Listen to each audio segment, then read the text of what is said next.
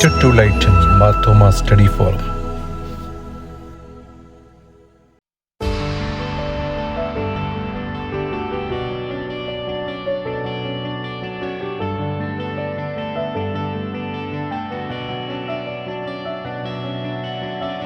കർത്താവിൽ പ്രിയരെ, lighter to lighter Marthoma study ഫോറത്തിന്റെ 248 തുടർച്ചയായിട്ടുള്ള ലൈവ് വെബിനാർ ഇപ്പോൾ ഇവിടെ സമാരംഭിക്കുകയാണ്. ഇന്നത്തെ വെബിനാറിന്റെ പ്രാർത്ഥനയ്ക്കായിട്ട് പാട്ട് പാടുവാനായിട്ടും നമ്മൾ ചുമതലപ്പെടുത്തിയിരിക്കുന്ന ബഹുമാനപ്പെട്ട രാജമാത്യു അങ്കിളിനെയാണ്. രാജമാത്യു അങ്കിൾ ബോറിവിലി ഇമ്മാനുവൽ മർത്തോമ ഇടവകയുടെ ട്രസ്റ്റിയാണ് ഇപ്പോഴ്. അതുകൂടാതെ ഗിഡിയൻസ് ഇന്റർനാഷണൽ ഉൾപ്പെടെ അനവധി പ്രസ്ഥാനങ്ങളില് വളരെ ആക്റ്റീവായിട്ട് പ്രവർത്തിക്കുന്നു. നേരത്തെ റിസർവ് ബാങ്കിലായിരുന്നു ജോലി ചെയ്തിരുന്നത്. അങ്ങളിനെ ഇപ്പോൾ ഞാൻ പാട്ടുപാടി പ്രാർത്ഥിക്കാനായിട്ട് ക്ഷണിക്കുവാണ്. പ്രാർത്ഥിക്കാം. നല്ലവനായ ദൈവമേ, നിന്റെ മക്കളായ ഞങ്ങൾ കർത്താവിൻ്റെ സന്നിധിയിൽ ഒന്നിച്ചു കടന്നു വരുമ്പോൾ പല സ്ഥലത്തിരുന്ന് കർത്താവിൻ്റെ സാന്നിധ്യം അനുഭവിക്കുവാൻ കൊണ്ടും സഹായിക്കണമെന്ന് പ്രാർത്ഥിക്കുന്നു. ഞങ്ങളെ കൂടി ഒരു കർത്താവ് ദൈവത്തിൻ്റെ മഹത്വത്തിനായും ആത്മീയമായ വളർച്ചയ്ക്കും കർത്താവ് ദൈവങ്ങൾ ഫലം കായ്ക്കുവാൻ കർത്താവ് ഇടവരുത്തുവാൻ ദൈവം സഹായിക്കണം പ്രാർത്ഥിക്കുന്നു. ജീവിതത്തിൽ അനുഭവിക്കുന്ന എല്ലാ നന്മകൾക്കായി സ്തുതിക്കുന്ന പ്രത്യേകിച്ച് ഈ നിരങ്ങളിൽ കർത്താവ് കർത്താവ് നോയമ്പിൻ്റെ കാലയളവിൽ പ്രത്യേകിച്ച് പാഷൻ വീക്കിൽ കർത്താവിൻ്റെ ക്രൂശ മരണത്തെപ്പറ്റി ധ്യാനിപ്പാനും കർത്താവ് ഞങ്ങൾക്ക് ക്രൂശിൽ കർത്താവ് ചെയ്ത ദൈവമേ, കർത്താവ് പൂർത്തീകരിച്ച ദൈവമേ, രക്ഷയുടെ ദൈവമേ വലിയ പ്രക്രിയയ്ക്കായി ഞങ്ങൾ സ്തോത്രം. എന്നാൽ ദൈവമേ, ഞങ്ങൾക്ക് വേണ്ടി ഉയർത്തെഴുന്നേറ്റ് ജീവിക്കുന്ന ദൈവത്തിന് സ്തോത്രം. കർത്താവിനെ പോലെ ഞങ്ങൾ കഷ്ടം അനുഭവിപ്പാൻ മനോഭാവം ഞങ്ങൾക്ക് തന്നെ പ്രാർത്ഥിക്കുന്നു. ദൈവമേ, മരണത്തെ ഭയപ്പെടാതെ ജീവിപ്പാൻ നോക്കണം. ദൈവമേ, ഞങ്ങൾ മരണഭയത്തെ ഞങ്ങൾ രക്ഷിച്ചതിനായി സ്തുതിക്കുന്ന ദൈവമേ, ഞങ്ങൾ എപ്പോഴും കർത്താവ് ഫലമുള്ളവരായിരിക്കാനും പ്രകാശിപ്പാനും സാക്ഷികളായി നിൽപ്പാനും കർത്താവ് നിന്റെ ആത്മാവ് തന്നെ ഞങ്ങളെ ശക്തിപ്പെടുത്താൻ പ്രാർത്ഥിക്കുന്നു. കർത്താവ് ഞങ്ങൾക്ക് മറ്റുള്ളവർക്ക് അനുഗ്രഹമായിരിക്കാൻ കൂടെ ഞങ്ങളെ തന്നെ സമർപ്പിക്കുന്നു. അനുദിനം വളരുവാൻ, കർത്താവിൽ വസിച്ച് വളരുവാൻ കർത്താവെ സഹായിക്കണമെന്ന് പ്രാർത്ഥിക്കുന്നു. നന്മ ചെയ്യുവാനും കർത്താവ് മറ്റുള്ളവർക്ക് കർത്താവ് പ്രയോജനകരമായിരിക്കാൻ കർത്താവ് സഹായിക്കണമെന്ന് പ്രാർത്ഥിക്കുന്നു. ഇന്നിവിടെ ചർച്ച ചെയ്യുന്ന ദൈവമേ, പ്രത്യേകിച്ച് മിസ്സസ് ഓമന മാത്യു ഓർത്ത് പ്രാർത്ഥിക്കുന്ന കർത്താവ് ഉയർപ്പിൻ്റെ പ്രത്യാശ, സ്ത്രീപക്ഷ കാഴ്ചപ്പാട്, ഇതാണല്ലോ കർത്താവ് വിഷയം. ഏറ്റവും മനോഹരമായ പ്രസന്റ് ചെയ്യുവാനും കർത്താവ് ധ്യാനിപ്പാനും ഞങ്ങൾ മനസ്സിലാക്കുവാനും കർത്താവ് കൂടുതൽ നിന്നോട് അടുത്തു വരുവാനും കർത്താവ് ചെയ്ത കർത്താവ് പ്രവൃത്തികളിൽ ദൈവം വലിയ രക്ഷയുടെ പ്രവൃത്തിയിൽ ഞങ്ങൾ സന്തോഷിപ്പാനും സഹായിക്കണം പ്രാർത്ഥിക്കുന്നു. നാളെ ഉയർപ്പിൻ്റെ ആഘോഷം ഞങ്ങൾ ദൈവം മീനിങ് ഫുള്ളായിരിക്കാൻ തൊക്കെ ഞങ്ങളെ സഹായിക്കണം പ്രാർത്ഥിക്കുന്നു. ഞങ്ങളുടെ ജീവിതത്തിലെ കർത്താവ് അനുഗ്രഹിക്കണം പ്രാർത്ഥിക്കുന്നു. ഞങ്ങളുടെ കുടുംബങ്ങളെ ഞങ്ങൾ ഇടപെടുന്ന എല്ലാ മേഖലകളിലും ദൈവം അനുഗ്രഹിക്കണം പ്രാർത്ഥിക്കുന്നു. പ്രയോജനമുള്ളവരായിരിക്കാൻ നോക്കണം. കർത്താവെ സഹായിക്കണം പ്രാർത്ഥിക്കുന്നു. സാക്ഷികളായി നിൽപ്പാൻ സഹായിക്കണം. കടന്നു വന്ന അടിയങ്ങൾ ഓരോരുത്തരെ അനുഗ്രഹിക്കണം പ്രാർത്ഥിക്കുന്നു. ഏകാഗ്ര ഹൃദയത്തോടെ കർത്താവെ ഞങ്ങൾ ദൈവസന്നിധിയിൽ ഇരിപ്പാൻ തൊക്കണം, സമയം ചെലവഴിപ്പാൻ തൊക്കണം, കേൾക്കുവാൻ തൊക്കണം, ധ്യാനിപ്പാൻ തൊക്കണം ഞങ്ങളെ ഒരുക്കണമെന്ന് പ്രാർത്ഥിക്കുന്നു. പ്രാർത്ഥന കേട്ടതിനായി സ്തുതിക്കുന്നു. യേശു മെസ്സി നമ്മൾ അപേക്ഷിക്കുന്നു. ദൈവം കേൾക്കണമേ. നാളെ ഉയർപ്പിൻ്റെ ദിവസമാണല്ലോ. ഞാൻ 154 ക്രിസ്തീയ കീർത്തനത്തിലെ പാട്ട് പാടുന്നത് യേശു ക്രിസ്തു ഉയർത്ത് ജീവിക്കുന്നു, പഴയ പാട്ട്. യേശു ക്രിസ്തു ഉയർത്തു ജീവിക്കുന്നു, പരലോകത്തിൽ ജീവിക്കുന്നു, ഇഹലോകത്തിൽ താനിനി വേഗം വരും, രാജരാജനായി വാണിടുവാൻ. ഹല്ലേലൂയ, ജയം ഹല്ലേലൂയ, യേശു കർത്താവ് ജീവിക്കുന്നു. ഹല്ലേലൂയ, ജയം ഹല്ലേലൂയ, യേശു കർത്താവ് ജീവിക്കുന്നു. കൊല്ലുന്ന മരണത്തിൻ ഘോരതര വിഷപ്പല്ലു തകർന്നതാകയാൽ ഇനി തെല്ലും ഭയമെന്നെ മൃത്യുവിനെ നമ്മൾ വെല്ലുവിളിക്കുകയാം. ഹല്ലേലൂയ, ജയം ഹല്ലേലൂയ, യേശു കർത്താവ് ജീവിക്കുന്നു. ആ ഹല്ലേലൂയ, ജയം ഹല്ലേലൂയ, യേശു കർത്താവ് ജീവിക്കുന്നു. എന്നേശു ജീവിക്കുന്നായതിനാൽ ഞാനും എന്നേക്കും ജീവിക്കയാം. ഇനി തന്നെ പിരിഞ്ഞൊരു ജീവിതമിൽ എനിക്കെല്ലാം എന്നേശു അത്രേ. ഹാ ഹല്ലേലൂയ, ജയം ഹല്ലേലൂയ, യേശു കർത്താവ് ജീവിക്കുന്നു. ഹാ ഹല്ലേലൂയ, ജയം ഹല്ലേലൂയ, യേശു കർത്താവ് ജീവിക്കുന്നു. മന്നീലല്ല നിത്യവാസമന്നേശുവിൻ മുന്നിൻ മഹത്വത്തിലാം. ഇനി വിണ്ണില്ല വീട്ടിൽ ചെന്നെത്തുന്ന നാളുകൾ എണ്ണി ഞാൻ പാർത്തിടുന്നു. ഹാ ഹല്ലേലൂയ, ജയം ഹല്ലേലൂയ, യേശു കർത്താവ് ജീവിക്കുന്നു. ഹാ ഹല്ലേലൂയ, ജയം ഹല്ലേലൂയ, യേശു കർത്താവ് ജീവിക്കുന്നു. Thank you uncle. വളരെ അർത്ഥപൂർണമായ പ്രാർത്ഥനയും ഇന്നത്തെ വളരെ പ്രസക്തമായ ഉയർപ്പുമായിട്ട് ബന്ധപ്പെട്ട ഗാനവും മനോഹരമായിട്ട് അങ്കിള് പാടി. തീർച്ചയായിട്ടും അഭിനന്ദിക്കുന്നു. വീണ്ടും ഇതുപോലുള്ള സഹായങ്ങൾ ആവശ്യമുണ്ടാകും, നേരം ബന്ധപ്പെടുന്നതായിരിക്കും. Thank you very much. ഇന്നത്തെ നമ്മുടെ മോഡറേറ്ററായിട്ട് നമ്മളെ അറേഞ്ച് ചെയ്തിരിക്കുന്ന, നമ്മളെ ക്ഷണിച്ച് പങ്കെടുക്കാമെന്ന് സമ്മതിച്ചിരിക്കുന്ന ബഹുമാനപ്പെട്ട ശാന്ത ജോർജ് കൊച്ചമ്മയാണ്. കൊച്ചമ്മയെ പറ്റി ഒരു ആമുഖം നമ്മുടെ ഗ്രൂപ്പിന് ആവശ്യമില്ല, കാരണം നമ്മുടെ എല്ലാ പ്രസ്ഥാനങ്ങളിൽ തുടക്കം മുതലേ സജീവമായിട്ട് സഹകരിച്ച് നിൽക്കുന്ന വ്യക്തിയാണ്. ശാന്ത ജോർജ് കൊച്ചമ്മ സേവ്യ സംഘത്തിന്റെ ജനറൽ സെക്രട്ടറി ആയിട്ട് 2 ടേം ജനറൽ സെക്രട്ടറി ആയിട്ടിരുന്ന വ്യക്തിയാണ്. അതുകൂടാതെ സേവ്യ സംഘത്തിന്റെ കേന്ദ്ര വൈസ് പ്രസിഡന്റായിട്ടും ഇരുന്നയാളാണ്. എന്നും പുരോഗമന കാഴ്ചപ്പാടുകൾക്കും സ്ത്രീകളുടെ ശാക്തീകരണത്തിന് വേണ്ടി എന്നും ശക്തമായിട്ട് പ്രവർത്തിച്ചിട്ടുള്ള വ്യക്തിയാണ്. നേരത്തെ 2 വട്ടം നമുക്ക് വേണ്ടി പ്രഭാഷണം നടത്തിയ ആളാണ്. ശാന്ത ജോർജ് കൊച്ചമ്മയെ മോഡറേറ്ററായിട്ട് സ്വാഗതം ചെയ്യുന്നു. ഒപ്പം ഇവിടെ കൂടിയിരിക്കുന്ന ഏവരെയും സ്വാഗതം ചെയ്തുകൊള്ളുന്നു. ശാന്ത ജോർജ് കൊച്ചമ്മ. Light to lighten Marthoma study ഫോറത്തിന്റെ 248ാമത് വെബിനാറിലേക്കാണല്ലോ നമ്മെ കടന്നു വന്നിരിക്കുന്നത്. കഴിഞ്ഞ 247 വെബിനാറുകളിൽ വ്യാപരിച്ച ദൈവകൃപ ഓർത്ത് ഞാൻ ദൈവത്തെ മഹത്വപ്പെടുത്തുന്നു. വ്യത്യസ്തമായിട്ടുള്ള വിഷയങ്ങളെ പഠിക്കുന്നതിനും വിചിന്തനം ചെയ്യുന്നതിനും ദൈവകൃപയാൽ നമുക്ക് ഈ വെബിനാറുകളിലൂടെയൊക്കെ സാധിച്ചു എന്നുള്ളത് പ്രത്യേകം പ്രശംസനീയമായിട്ടുള്ള ഒരു വസ്തുതയാണ്. ഇതിന്റെ പിന്നിൽ പ്രവർത്തിച്ചുകൊണ്ടിരിക്കുന്ന പ്രിയ ബിൽസൺ, മറ്റ് അഡ്മിൻസ് എല്ലാവരെയും ഞാൻ മുക്തകണ്ഠം പ്രശംസിക്കുന്നു. ഒരു മുടക്കവും കൂടാതെ ഇത്രയും വെബിനാറുകളൊക്കെ നടത്തുക എന്ന് പറയുന്നത് വളരെ ബുദ്ധിമുട്ടുള്ള കാര്യമാണെന്ന് എല്ലാവർക്കും മനസ്സിലാകുമെന്നാണ് ഞാൻ കരുതുന്നത്. ആനുകാലിക വിഷയങ്ങൾ തിരഞ്ഞെടുക്കുന്നതിനും അത് കൈകാര്യം ചെയ്യുന്നതിനുള്ള തക്കതായ ആളുകളെ കണ്ടെത്തുക എന്നൊക്കെ പറയുന്നത് വളരെ ശ്രമകരമായിട്ടുള്ള ഒരു ദൗത്യമാണ്.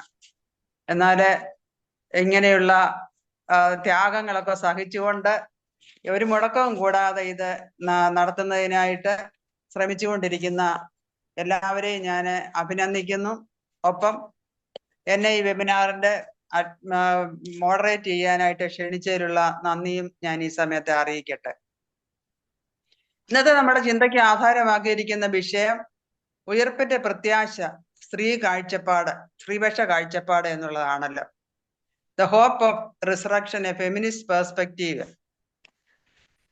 നമ്മൾ ഈ വിഷയം ചർച്ചയ്ക്കായിട്ട് എടുക്കുമ്പോഴേ ചിലരൊക്കെ തോന്നും ഉയർപ്പിന്റെ പ്രത്യാശ എന്ന് പറയുന്നത് സ്ത്രീകൾക്ക് പ്രത്യേകമായിട്ട് എന്താണ് അതിന് വ്യത്യാസം, എല്ലാവർക്കും വേണ്ടിയുള്ളതല്ലേ എന്നുള്ള ഒരു ചിന്ത പെട്ടെന്ന് മനസ്സിലേക്ക് കടന്നു വരാന് സാധ്യതയുണ്ട്. എന്നാൽ അത് തന്നെയാണ് ഇന്നത്തെ വെബിനാറിന്റെ പ്രത്യേകത എന്ന് പറയുന്നത്. സ്ത്രീപക്ഷ കാഴ്ചപ്പാട് എന്നതിന് ഊന്നൽ കൊടുത്തുകൊണ്ടാണല്ലോ ഇന്നത്തെ വെബിനാറിലെ മുഖ്യ സന്ദേശം കേൾക്കുവാനായിട്ട് നാം ഒരുങ്ങിക്കൊണ്ടിരിക്കുന്നത്. അടിച്ചമർത്തപ്പെട്ടവർക്ക് ഇത് ഏത് വിഭാഗമായിരുന്നാലും, ദളിതായിരുന്നു, ആദിവാസികളായിരുന്നാലും, ലിംഗ മറ്റ് ലിംഗത്തിൽപ്പെട്ടവരായിരുന്നാലും, സ്ത്രീകളായിരുന്നാലും എല്ലാവർക്കും ഉയർപ്പ് എന്ന് പറഞ്ഞത് വളരെ സന്തോഷം നൽകുന്നതായിട്ടുള്ള ഒരു അനുഭവമാണ്. അപ്പൊ ഉയർപ്പിന്റെ എതിർപദം നമുക്കറിയാം. അത് അടിമത്തത്തിൽ നിന്നാണല്ലോ ഉയർത്തെഴുന്നേൽപ്പ് ഉണ്ടാകേണ്ടത്. അതുകൊണ്ട് അടിച്ചമർത്തപ്പെട്ടതായിട്ടുള്ള എല്ലാ വിഭാഗങ്ങൾക്കും ഉയർപ്പ് എന്നുള്ളത് വളരെ ആനന്ദവും സന്തോഷവും പ്രദാനം ചെയ്യുന്ന, പ്രത്യാശയും പ്രദാനം ചെയ്യുന്നതായിട്ടുള്ള ഒരു അനുഭവമാണ്. സ്ത്രീകളെ അടിച്ചമർത്തുന്നതിന് പഴയ നിയമകാലത്ത് പല ചട്ടങ്ങളും പ്രമാണങ്ങളും എഴുതി ചേർക്കുന്നതിന് അന്നത്തെ മത നേതാക്കളും സംസ്കാരവും പ്രത്യേകം ശ്രദ്ധിച്ചിരുന്നു എന്നത് ഒരു യാഥാർത്ഥ്യമാണ്. അതുകൊണ്ട് തന്നെ സ്ത്രീകളെ സംബന്ധിച്ചിടത്തോളം ക്രിസ്തുവിന്റെ സന്ദേശം, ക്രിസ്തുവിന്റെ മരണത്തിന് മുമ്പ് തന്നെ ഉയർപ്പിന്റെ സന്ദേശമായിരുന്നു. ക്രിസ്തുവിന്റെ ഉയർപ്പിന്റെ ആദ്യ സാക്ഷികളാകുന്നതിനുള്ള ഭാഗ്യവും പദവിയും ലഭിച്ചതോടുകൂടി സ്ത്രീകള്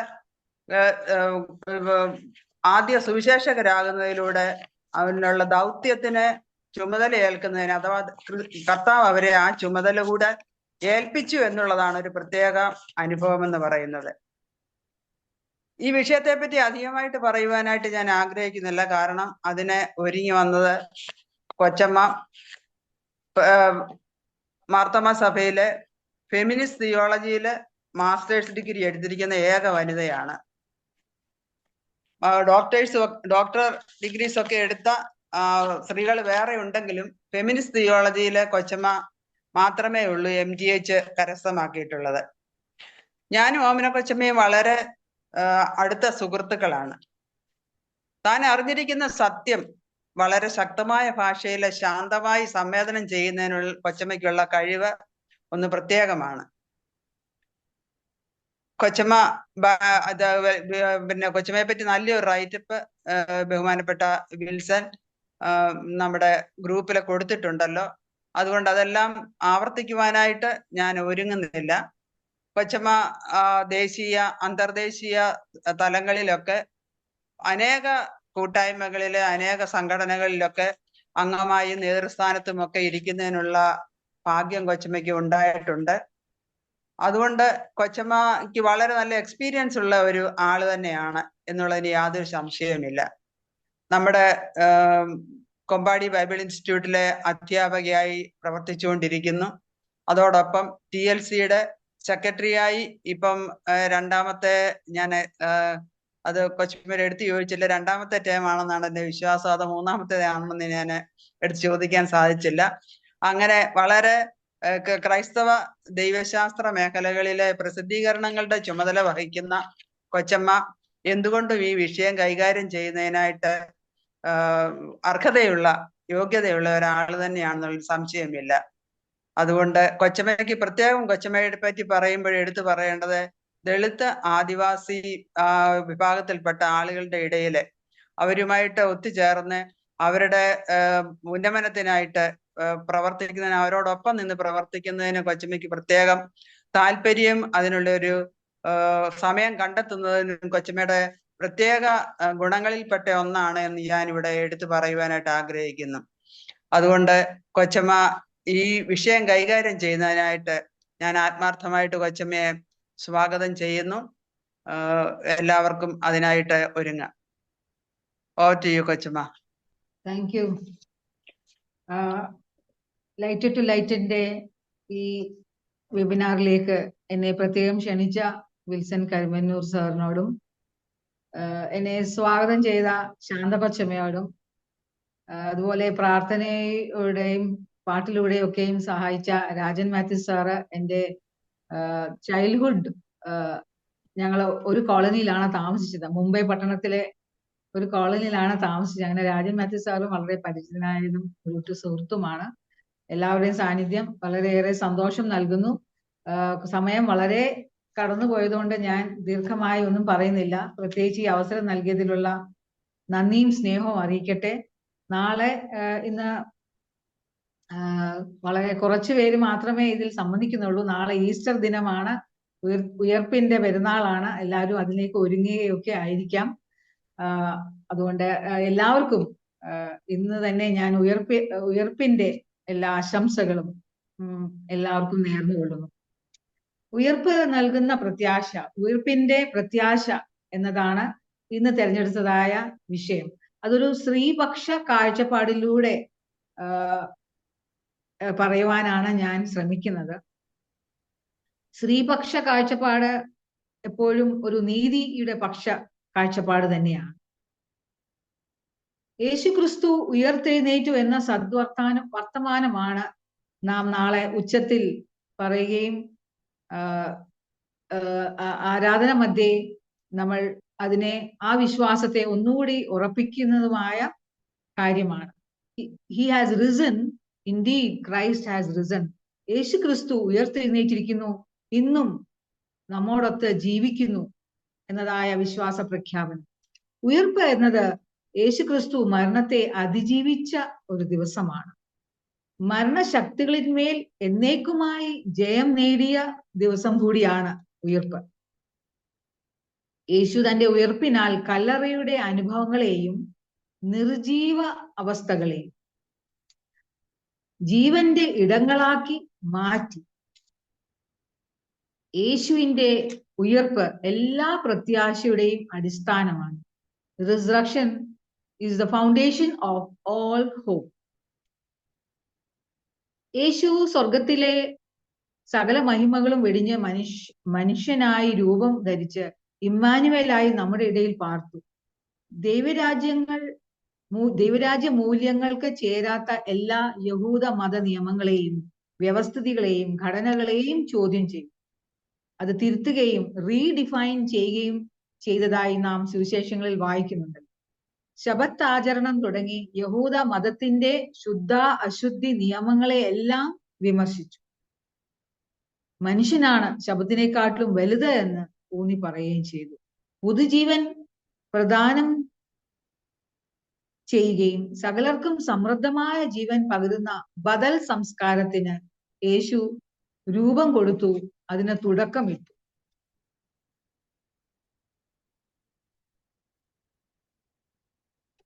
ഉയർത്തെഴുന്നേറ്റ ക്രിസ്തുവിനെ അന്വേഷിച്ചു ചെന്നത് ആദ്യം സ്ത്രീകളാണെന്ന് നമുക്ക് എല്ലാവർക്കും അറിയാം. ഇരുട്ടുള്ളപ്പോൾ തന്നെ കല്ലറയിൽ സുഗന്ധദ്രവ്യവുമായി അവർ പോകുന്നുണ്ട്. അവർ പറയുന്നു, കല്ലറ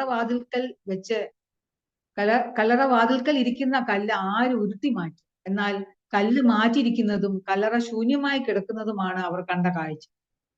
മർക്കോസ്, ലൂക്കോസ് സുവിശേഷങ്ങളിൽ 2 പുരുഷന്മാർ മിന്നുന്ന വസ്ത്രം ധരിച്ച് അതിൽ ഇരിക്കുന്നതും അവർ ഈ സ്ത്രീകളോട് പറയുകയാണ്, മരിച്ചവനെ നിങ്ങൾ ജീവനുള്ളവരുടെ ഇടയിൽ അന്വേഷിക്കുന്നത് എന്ത്? അവൻ നിങ്ങൾക്ക് മുൻപായി ഗലീലയിൽ പോയിരിക്കുന്നു. നിങ്ങൾ പോയി മറ്റു ശിഷ്യന്മാരോട് അറിയിക്കുക. അപ്പോൾ ആദ്യം ഉയർപ്പിന്റെ പ്രത്യാശയുടെ ദൂത് സഹോദരങ്ങളോടും ലോകത്തോടും അറിയിക്കുവാൻ നിയോഗിക്കപ്പെട്ടവരാണ് ഈ സ്ത്രീകൾ. എന്താണ് സ്ത്രീപക്ഷ കാഴ്ചപ്പാടിലൂടെ നാം മനസ്സിലാക്കുവാൻ ശ്രമിക്കേണ്ടത്? സ്ത്രീപക്ഷ കാഴ്ചപ്പാട് ഞാൻ പറഞ്ഞതുപോലെ അത് നീതിയുടെ പക്ഷം ചേരുന്ന ഒരു കാഴ്ചപ്പാടാണ്. സ്ത്രീ കർത്തൃത്വത്തിലൂന്നിയ ആത്മീയ അന്വേഷണവും പഠനവുമാണ്.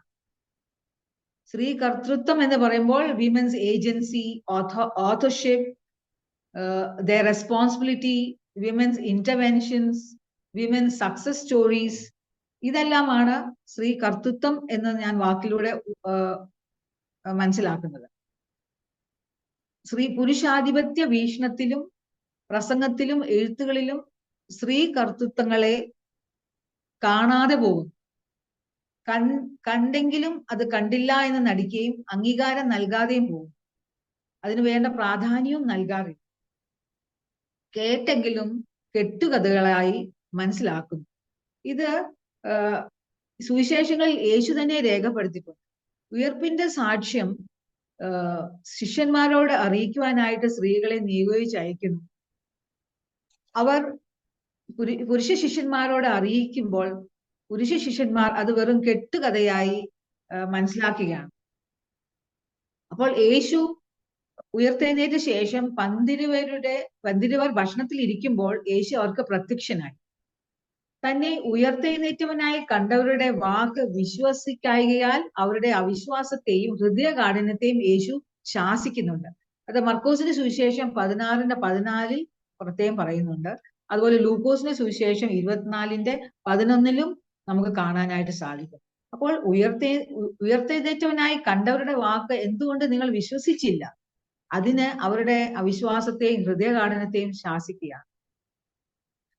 അപ്പോൾ സ്ത്രീകളുടെ സാക്ഷ്യത്തിന് ഒരു വിലയും കൽപ്പിക്കാത്ത യഹൂദ പുരുഷാധിപത്യ മതസമൂഹത്തിൽ സ്ത്രീയുടെ സാക്ഷ്യം, സത്യസന്ധമായ സ്ത്രീയുടെ സാക്ഷ്യങ്ങൾ വില നൽകുകയും അത് അംഗീകരിക്കുകയും അതിന് വേണ്ട അർത്ഥം നൽകുകയും ചെയ്യണമെന്നാണ് യേശു ഈ ശാസനയിലൂടെ പുരുഷ ശിഷ്യന്മാർക്ക് നൽകുന്നത്. പുരുഷന്റെ ബുദ്ധിക്കും ഇന്ദ്രിയങ്ങൾക്കും നിരക്കുന്നതല്ലാത്ത വാർത്തകൾ എപ്പോഴും കെട്ടുകഥകളായി തന്നെ അവർക്ക് തോന്നും. ഉയർപ്പിന്റെ പ്രത്യാശ ലോകത്തോട് അറിയിച്ചത് സ്ത്രീകളാണെന്ന് വീണ്ടും എടുത്തു പറയേണ്ടിയിരിക്കുന്നു. സ്ത്രീകളെ സംബന്ധിച്ച് യേശു അവരുടെ നിർജീവ അവസ്ഥയിൽ നിന്നും അവർക്ക് ഉയർത്തെഴുന്നേൽപ്പ് നൽകിയ ക്രിസ്തുവാണ്.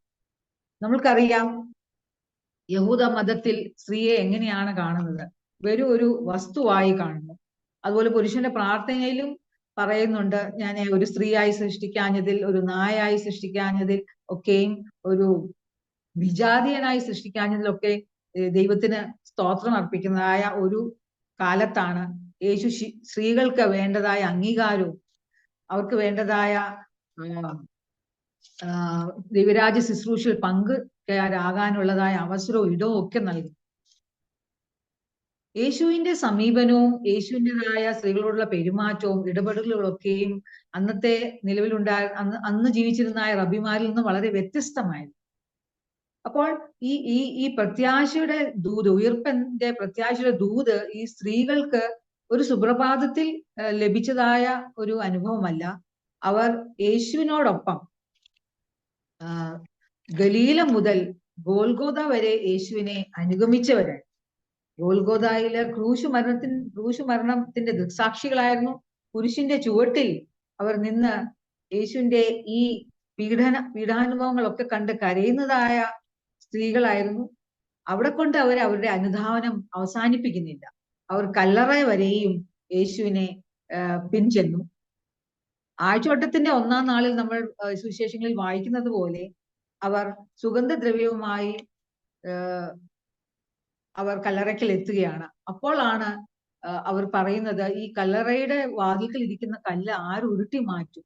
എന്നാൽ അവർക്ക് അതിശയിപ്പിക്കുമാറ് കല്ല് ഉരുട്ടി മാറ്റിയതായും അതിനുള്ളിൽ 2 പുരുഷന്മാർ മിന്നുന്ന വസ്ത്രം ധരിച്ച് പുരുഷന്മാർ അവരെ എതിരേൽക്കുകയും അവരോട് പറയുന്നു, ജീവനുള്ളവനെ മരിച്ചവരുടെ ഇടയിൽ നിങ്ങൾ അന്വേഷിക്കുന്ന എന്ത്? നിങ്ങൾക്ക് മുൻപായി അവൻ ഗലീലയിലേക്ക് പോയിരിക്കുന്നു.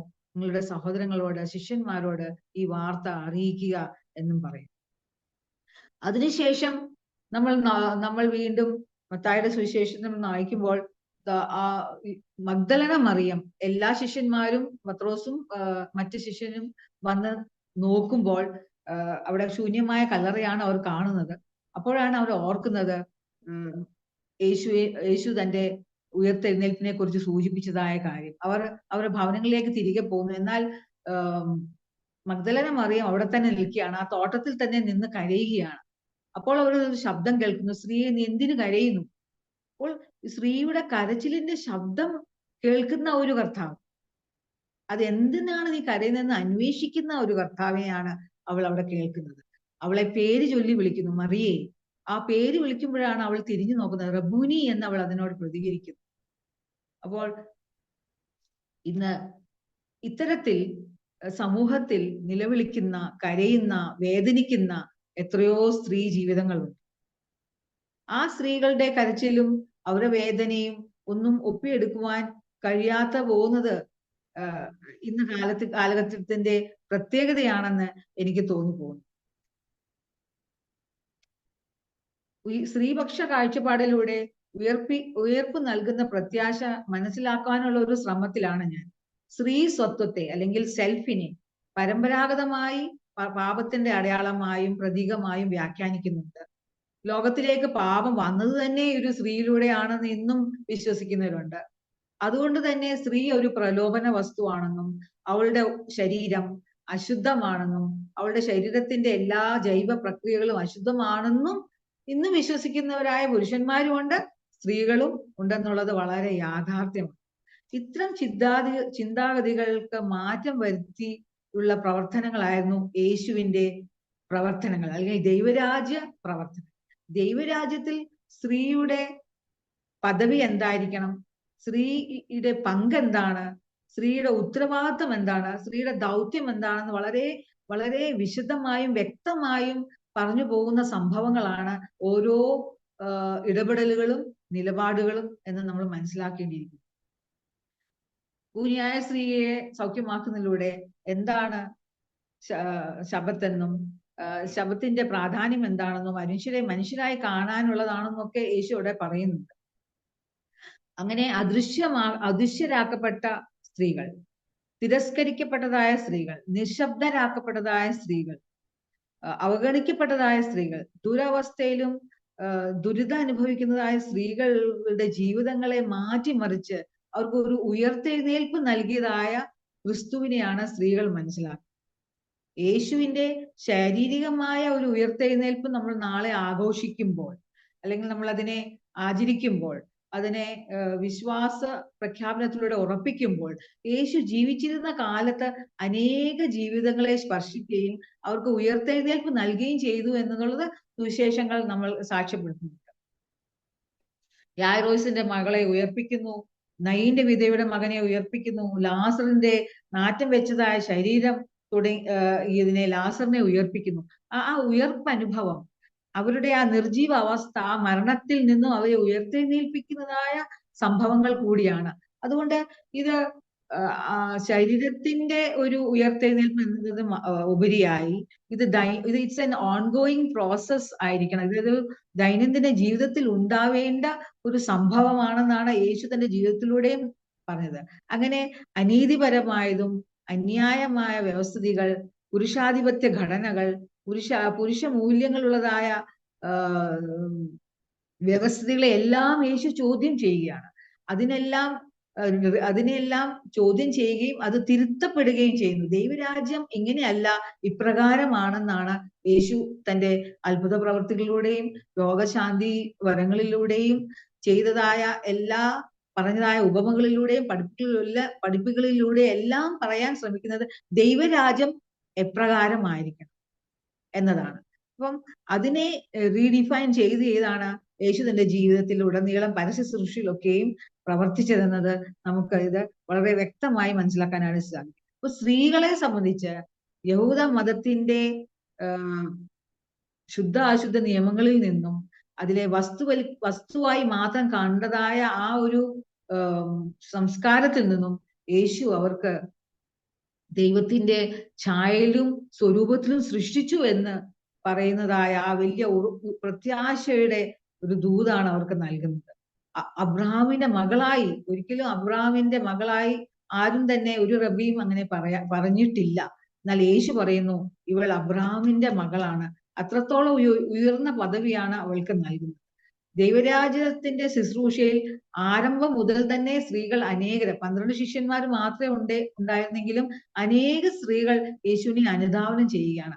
അതുകൊണ്ട് ഒരു സുപ്രഭാതത്തിൽ ഉയർത്തെഴുന്നേറ്റ ക്രിസ്തുവിനെ അവർ ദർശിക്കുകയല്ല, ആ യേശു നടന്ന സഹന വഴികളിലൂടെ ആ പീഡാനുഭവങ്ങളിലൊക്കെ ഒപ്പിയെടുത്തുകൊണ്ട് തന്നെയാണ് യേശുവിനെ അവർ അവസാനം വരെയും അനുധാവനം ചെയ്തത്. ശിഷ്യന്മാരെല്ലാം ഓടിപ്പോയി. യേശു അവരുടെ ജീവൻ രക്ഷയ്ക്കായി അവർ അവിടെ നിന്ന് ഓടിപ്പോകുന്നതായിട്ടാണ് നമ്മൾ വായിക്കുന്നത്. പ്രത്യേകിച്ച് ദുഃഖ വെള്ളിയാഴ്ചയുടെ ശുശ്രൂഷയിൽ നമ്മൾ കാണുന്നു, പത്രോസേ നീ എന്തിനു ഓടിപ്പോകുന്നു, ഇങ്ങനെയുള്ളതായ ആരാധന മധ്യമുള്ളതെല്ലാം പറയുമ്പോൾ അവിടെ ഒരു സ്ത്രീയുടെ പേരും പരാമർശിക്കുന്നില്ല. എന്തുകൊണ്ട് മറിയ നീ ഓടിപ്പോയി, അല്ലെ നീ എന്തുകൊണ്ട് എന്നെ തള്ളി പറഞ്ഞു, അങ്ങനെയൊന്നും അവിടെയില്ല. അപ്പോൾ ശിഷ്യത്വത്തിന്റെ എല്ലാ മാനദണ്ഡങ്ങളും പൂർത്തീകരിച്ചതായവർ ഈ സ്ത്രീകൾ തന്നെയായിരുന്നു. അതുകൊണ്ട് തന്നെയാണ് അവർ തന്റെ ഗുരുവിന് എന്ത് സംഭവിച്ചു എന്ന് അറിയാൻ ഇരുട്ടുള്ളപ്പോൾ തന്നെ കല്ലറവാതിൽക്കൽ ചെല്ലുന്നതും അവർക്ക് ഈ വലിയൊരു സദ്വാർത്ത ലഭിക്കുന്നതും മഗ്ദലക്കാരത്തി മറിയയ്ക്ക് യേശു പ്രത്യക്ഷപ്പെടുന്നതും യേശു പറയുന്നു, നീ ചെന്ന് അറിയിക്കുക, ഞാൻ ഉയർത്തെഴുന്നേറ്റു എന്നും ഗലീലയിലേക്കാണ് പോയതെന്നും നീ അറിയിക്കുക. അതുമാത്രമല്ല, എന്റെ പിതാവും നിങ്ങളുടെ പിതാവും എന്റെ ദൈവവും നിങ്ങളുടെ ദൈവവുമായവന്റെ അടുത്തേക്ക് ഞാൻ പോകുന്നു, സ്വർഗത്തിലേക്ക് ഞാൻ പോകുന്നു എന്നുള്ളതായ ഒരു സദ്വർത്തമാനവും അറിയിക്കാൻ ഈ സ്ത്രീ ശിഷ്യകളെയാണ് ഏൽപ്പിക്കുന്നത്. അപ്പൊ ഇതെല്ലാം വിസ്മരിച്ചുകൊണ്ടാണ് നമ്മൾ ഇന്ന് സ്ത്രീകൾ മദ്ബഹായിൽ കയറാമോ, ആരാധനയ്ക്ക് നേതൃത്വം കൊടുക്കാമോ, അവർക്ക് പട്ടത്തെ ശുശ്രൂഷ നൽകാമോ എന്നുള്ളതായ ഈ ഇത്രയും വർഷങ്ങൾക്ക് ശേഷം ഇത് തന്നെയാണ് നമ്മൾ വീണ്ടും ചർച്ചയ്ക്ക് വിധേയമാക്കുന്നത്. യേശു അംഗീകരിച്ചതുപോലെ ഇന്ന് സ്ത്രീകളെ അംഗീകരിക്കുവാനും സമൂഹത്തിന്റെയും സഭയുടെയും കെട്ടുപണിക്ക്, സഭയുടെ വളർച്ചയ്ക്ക്, സമൂഹത്തിന്റെ നന്മയ്ക്ക് വേണ്ടി ഇവരുടേതായ കഴിവുകളും താഴ്ന്നുകളും പ്രയോജനപ്പെടുത്തുക എന്നുള്ളതായ രീതിയിൽ അവർക്ക് അവസരങ്ങളും ഇടങ്ങളും ഇന്നും നിഷേധിക്കുകയാണെന്നുള്ളത് ഒരു യാഥാർത്ഥ്യമായി മാറിയിരിക്കുകയാണ്.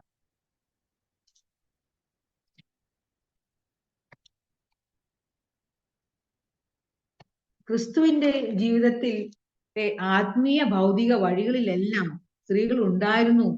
സ്ത്രീകൾ യേശുവിനെ അനുഗമിച്ചു കൊണ്ടേയിരുന്നു. ക്രിസ്തുവിന്റെ യാത്രകളൊന്നും അവരെ ഒഴിവാക്കിക്കൊണ്ടുള്ളതായിരുന്നില്ല. ഗലീല മുതൽ ഗോൽഗോഥ വരെയും കുരിശിന്റെ ചുവട് മുതൽ കല്ലറ വരെയും അവർ യേശുവിനെ അനുധാവനം ചെയ്തു. വളരെ വിശ്വസ്തരായി ആത്മാർത്ഥമായി അവർ അനുധാവനം ചെയ്തു.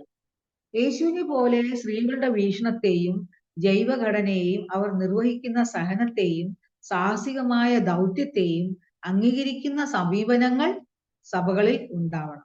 പ്രത്യാശയുടെ ദൂതറിയിക്കുവാൻ, ഉയർപ്പിന്റെ പ്രത്യാശയുടെ ദൂതറിയിക്കുവാൻ അവരെ യേശു നിയോഗിച്ചെങ്കിൽ ഇന്ന് എന്തുകൊണ്ട് ഈ പ്രത്യാശയുടെ ദൂത് അവരിലൂടെ നിർവഹിക്കുവാൻ നമ്മൾ വിമുഖത കാണിക്കുന്നു എന്ന് നമ്മളൊന്ന് ചിന്തിക്കുന്നത് നല്ലതായിരിക്കും. അവർക്ക് അവസരങ്ങളും ഇടങ്ങളും നൽകണം. ഉയർപ്പിന്റെ പ്രത്യാശ തുടർന്നും ലോകത്തോട് അറിയിക്കുവാൻ, അനേക ജീവിതങ്ങളെ ഉയർത്തെഴുന്നേൽപ്പിക്കുവാൻ ഈ സ്ത്രീകൾക്കും സാധിക്കും. അതിനുള്ള കഴിവും താലന്തും ദൈവിക പരിജ്ഞാനവും സ്ത്രീകൾക്കും ദൈവം നൽകിയിട്ടുണ്ടെന്ന് ഉള്ളതിന് യാതൊരു സംശയവും ഇല്ല. അതുകൊണ്ട് സഭാജീവിതത്തിലും സാമൂഹ്യ ജീവിതത്തിലും ജീവിതത്തിന്റെ സമസ്ത മേഖലകളിലും സ്ത്രീ പങ്കാളിത്തം ഉറപ്പുവരുത്തണം. സാമൂഹിക സാമ്പത്തിക ഘടനകൾ, വികസന നയങ്ങൾ ഇവയെക്കുറിച്ച് സ്ത്രീയുടെ നീതിപൂർവമായ ഇടപെടലുകൾ കേൾക്കാനും കാണാനും തയ്യാറാണ്. ഇപ്പോൾ തണ്ണീർത്തടങ്ങൾ നികത്തിക്കൊണ്ടുള്ള വികസനം പ്രകൃതിക്ക് ദോഷകരമാകുന്നു എന്നത് വ്യക്തമാക്കുവാൻ സ്ത്രീകൾക്ക് സാധിക്കണം. വിഷകരമല്ലാത്ത ഭക്ഷണം മക്കൾക്കും സകല ജീവജാലങ്ങൾക്കും സകല മനുഷ്യർക്കും നൽകുക എന്നതും ജൈവപരമായ കൃഷി ഉൽപ്പന്നങ്ങൾ മാത്രം കഴിക്കുവാനുള്ള അവകാശത്തെക്കുറിച്ചും ചിന്തിക്കുവാൻ ഒരു സ്ത്രീക്ക് മാത്രമേ കഴിയൂ. സ്ത്രീയുടെ ആത്മീയ യാത്ര ഇത്തരം നീതിബോധത്തിൽ അധിഷ്ഠിതമായ നിലപാടുകളാണ്. പ്രത്യേകിച്ച് ഞാൻ എൻ്റെ എൻ്റെ MA അപ്ലൈഡ് തിയോളജിയിലെ തീസിസ് എന്നത് പ്ലാച്ചിമട സ്ട്രഗിൾ ആയിരുന്നു. ആ സ്ട്രഗിളിൽ നിരന്തരമായി സമരത്തിലൂടെ വലിയ വൻകിട അല്ലെങ്കിൽ മൾട്ടിനാഷണൽ കമ്പനിയെ പോലും അവിടുന്ന് തിരുത്തി മാറ്റുവാൻ ഈ സ്ത്രീകൾക്ക് സാധ്യമായി. കാരണം അവരുടെ പ്ലാച്ചിമട ഗ്രാമത്തിലുള്ള എല്ലാ ജലം മുഴുവനും മലിനമാക്കുകയും വരും തലമുറയ്ക്ക് അത് കുടിവെള്ളം ആയി ഉപയോഗിക്കാൻ പറ്റാത്ത വിധത്തിൽ അതിനെ ആക്കി തീർക്കുകയും ചെയ്തു. അവര് പറയുന്നത് ദൈവം പ്രകൃതി നൽകിയതായ വിഭവങ്ങളെ അതിൻ്റെതായ ശുദ്ധ രൂപത്തിൽ തന്നെ വരും തലമുറകൾക്ക് കൈമാറേണ്ടതാണ്. അത് ഞങ്ങളുടെ ഉത്തരവാദിത്തമാണ്. അത് ദൈവം ഞങ്ങളെ ഏൽപ്പിച്ച ഒരു വലിയ ദൗത്യമാണ്. അതിനുവേണ്ടിയായിരുന്നു അവർ സമരം ചെയ്തത്. അങ്ങനെ ആ വലിയ കൊക്കക്കോള കമ്പനിയെ അവിടുന്ന് തുരത്തു മാറ്റുവാൻ ഈ സ്ത്രീകൾക്ക്, സാധാരണ സ്ത്രീകൾക്ക് സാധിച്ചു എന്നുള്ളത് അവരുടെ നീതിപരമായ ഇടപെടലുകളും നിലപാടുകളും കൊണ്ടാണ് നമ്മൾ മറന്നുകൂടാ. അതുപോലെ ചിപ്കോ മൂവ്മെന്റ് എത്രമാത്രം ഈ മരങ്ങൾ മനുഷ്യ ജീവനെ നിലനിർത്തുവാൻ ആവശ്യമാണെന്നുള്ള ബോധമാണ് ചിപ്കോ മൂവ്മെന്റിലേക്ക് ആ സ്ത്രീകളെ നയിച്ചത്.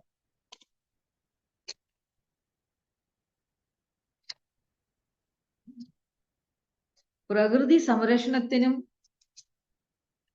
ഭാവി തലമുറകളുടെ നിലനിൽപ്പിനുമുള്ള ഇടപെടലുകളും നിലപാടുകളുമാണ് ഈ സ്ത്രീകൾ ചെയ്തു വന്നത്. ഇന്നും നമ്മൾ സ്ത്രീ രക്തം ചൊരിയുന്നത് പുതുജീവനെ വരവേൽക്കുവാനാണ്. ഉയർപ്പ് നൽകുന്നത് ഒരു പുതുജീവന്റെ ഒരു ഉറപ്പ കൂടിയാണ്. ഇന്ന് നമ്മൾ കാണുന്ന യുദ്ധങ്ങളെല്ലാം, പുരുഷ നേതൃത്വത്തിൽ നടക്കുന്ന ഈ യുദ്ധങ്ങളെല്ലാം സാമ്രാജ്യം കെട്ടുപടുക്കുവാനും ലാഭേച്ഛയ്ക്കും നടന്നു വരുന്നു. ഇവിടെ നടക്കുന്നത്, ഇവിടെയും രക്തമാണ് ചൊരിയുന്നത്. നിഷ്കളങ്കരായ നിരപരാധികളായ അനേക ജീവനുകളാണ് ഇന്ന് ഇല്ലാതായിക്കൊണ്ടിരിക്കുന്നത്. പ്രത്യേകത്തിൽ നമ്മൾ ഗാസയിൽ കാണുമ്പോൾ എത്രയോ കുഞ്ഞുങ്ങൾ അംഗഭംഗമുള്ളവരായി തീരുന്നു, അനാഥരായി മാറുന്നു. ഇതിനൊക്കെയും ഒന്നും പ്രതികരിക്കാതെ ഇത് നമ്മൾ ദിനംതോറും കേട്ട് നമ്മുടെ മനസ്സും ഹൃദയവും ഒക്കെ മരവിച്ചിരിക്കുകയാണ്. അപ്പോൾ എന്തിനു വേണ്ടി പുരുഷൻ രക്തം ചൊരിയുന്നു? അത് യുദ്ധഭൂമികളെല്ലാം രക്തകളമായി മാറ്റപ്പെട്ടിരിക്കുന്നു. എന്നാൽ സ്ത്രീയുടെ രക്തം ചൊരിയൽ ഒരു പുതുജീവന് വേണ്ടിയാണ്, ജീവൻ പകരുന്നതിന് വേണ്ടിയാണ് എന്നത് നമ്മൾ വിസ്മരിച്ചുകൂടാ. ഉയർപ്പ് പുതുജീവൻ പ്രദാനം ചെയ്യുന്നുവെങ്കിൽ സ്ത്രീയുടെ ഇടപെടലുകളും അവൾ സാമൂഹികമായ നിലപാടുകളും പ്രവർത്തനങ്ങളും എല്ലാം പുതുജീവൻ പകരുവാൻ വേണ്ടിയതായിരിക്കണം. സ്ത്രീപക്ഷ കാഴ്ചപ്പാടുകൾ എന്നും മനുഷ്യകുലക്ക് നന്മയ്ക്കും പ്രകൃതിയുടെ താളാത്മകമായ വളർച്ചയ്ക്കും സഹായകരമായ പ്രവർത്തനങ്ങളായിരുന്നു. പ്രത്യാശ നൽകുവാൻ മതിയായ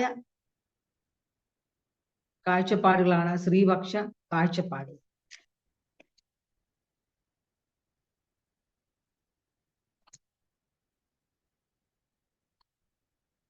ക്രൂശില്ലാതെ ഉയർപ്പില്ല.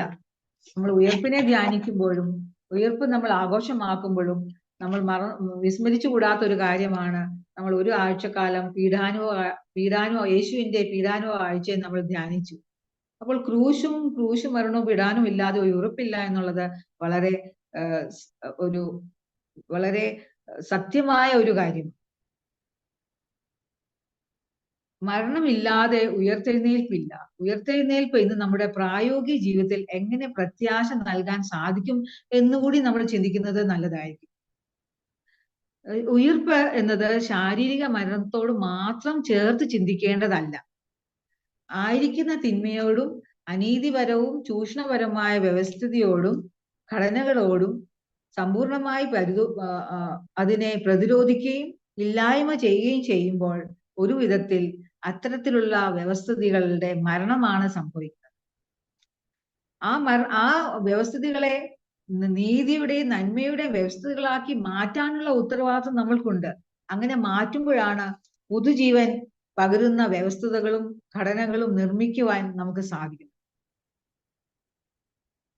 ആ വിധത്തിൽ നീതി ഉറപ്പാക്കുകയും നിയമനിർമ്മാണത്തിലൂടെയും സമൂഹത്തിനും ജനതകൾക്കും ഉയർപ്പ് പ്രദാനം ചെയ്യുവാൻ യേശുവിന്റെ ഉയർപ്പ് നമ്മളെ വെല്ലുവിളിക്കുകയാണ്.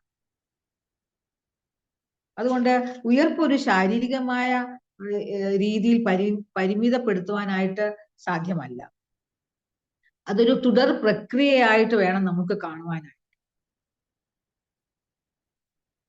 യേശു നിർജീവ അവസ്ഥയെ ചോദ്യം ചെയ്യുമ്പോൾ അതിന്റെ മരണമാണ് യേശു തന്റെ ജീവിതത്തിലും പരശുശ്രൂഷയിലും ചെയ്തത്. അതിലൂടെ ഒരു പുതു വ്യവസ്ഥിതിക്കും ബദൽ സംസ്കാരത്തിനും തുടക്കം കുറിച്ചപ്പോൾ അവിടെ ഉയിർപ്പാണ് അവിടെ സംഭവിച്ചത്, ഉയർത്തെഴുന്നേൽപ്പാണ് സംഭവിച്ചത്. അനേകർക്ക് ജീവൻ നൽകുവാനും സമൃദ്ധമായ ജീവൻ നൽകത്തക്കവണ്ണമുള്ള വ്യവസ്ഥിതികൾക്കും സംസ്കാരങ്ങൾക്കും യേശു തുടക്കം കുറിച്ചു. ഓരോ മരണത്തിലും ഒരു ഉയർപ്പ് അന്തർലീനമായിട്ടുണ്ട്. ഒരിക്കൽ ഒരു ചിത്രകാരൻ തന്റെ ആഗ്രഹപ്രകാരം യൂദായുടെ ചിത്രം വരയ്ക്കുവാനായിട്ട് ആഗ്രഹിച്ചു. അങ്ങനെ അന്വേഷിച്ച് യൂദായുടെ മുഖഭാവമുള്ള ഒരു മനുഷ്യനെ കണ്ടെത്തി. അദ്ദേഹം തന്റെ സ്റ്റുഡിയോയിൽ കൊണ്ടുപോവുകയും യൂദായുടെ ചിത്രം വരയ്ക്കുകയും ചെയ്തു.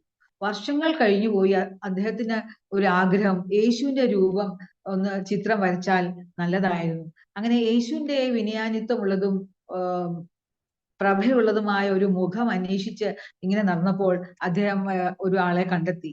തന്റെ സ്റ്റുഡിയോയിൽ കൊണ്ടിരുത്തുകയും യേശുവിന്റെ രൂപം വരയ്ക്കുകയും ചെയ്തു. അപ്പോൾ ഈ മനുഷ്യൻ യേശുവിന്റെ രൂപം വരച്ചുകൊണ്ടിരുന്നപ്പോൾ ഓർത്തെടുത്തു, ഞാൻ ഈ ഒരു സ്റ്റുഡിയോയിൽ വർഷങ്ങൾക്ക് മുൻപ് വന്നിട്ടുണ്ടായിരുന്നല്ലോ, അദ്ദേഹം ഇത് ആ ചിത്രകാരനോട് പങ്കുവച്ചു. അപ്പോൾ ഈ ചിത്രകാരൻ അത്ഭുതപ്പെട്ടു.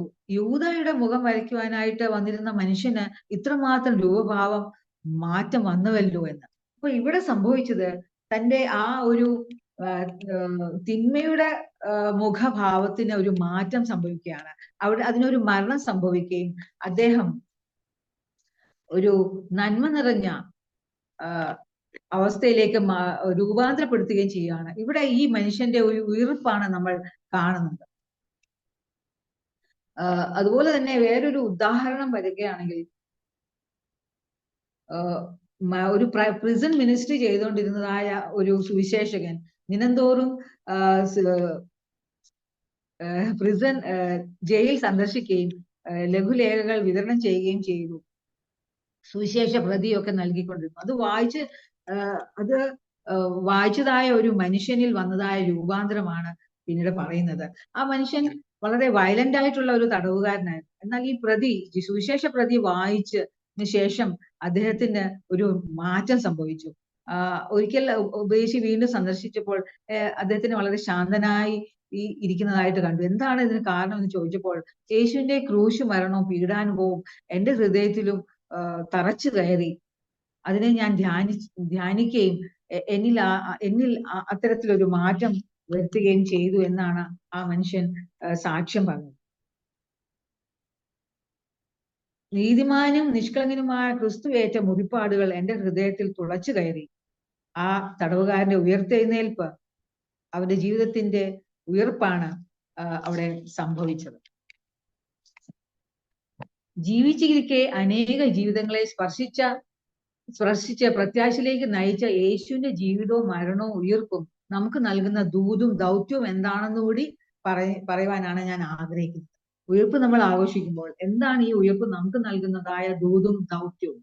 ജീവന്റെയും മരണത്തിന്റെയും ഇടയിൽ കഴിയുന്ന ദുർബല സ്ത്രീ ശരീരങ്ങൾ, മനുഷ്യ ശരീരങ്ങൾ, ഈ ശരീരങ്ങൾക്ക് ജീവന്റെ ഒരു സാധ്യതയും ഇല്ല എന്ന് കരുതുന്ന സമൂഹം, അവരെ ജീവനിലേക്ക് നയിക്കുവാൻ വിമുഖത കാണിക്കുന്ന സമൂഹം, പരമ്പരാഗതമായി പുരുഷാധിപത്യ മൂല്യങ്ങളിൽ കുടുങ്ങി അതിനപ്പുറത്ത് ജീവന്റെ യാതൊരു സാധ്യതകളും കാണാതെ ജീവച്ഛങ്ങളായി കഴിഞ്ഞ് നിരാശപ്പെട്ട് ആത്മഹത്യ ചെയ്യുന്നതായ അനേക മനുഷ്യര്, പ്രത്യേകിച്ചും അടുത്തിടെ നമ്മൾ വായിച്ചതായ ഷൈനിയുടെയും 2 പെൺകുട്ടികളുടെയും ആത്മഹത്യയുടെ സംഭവം.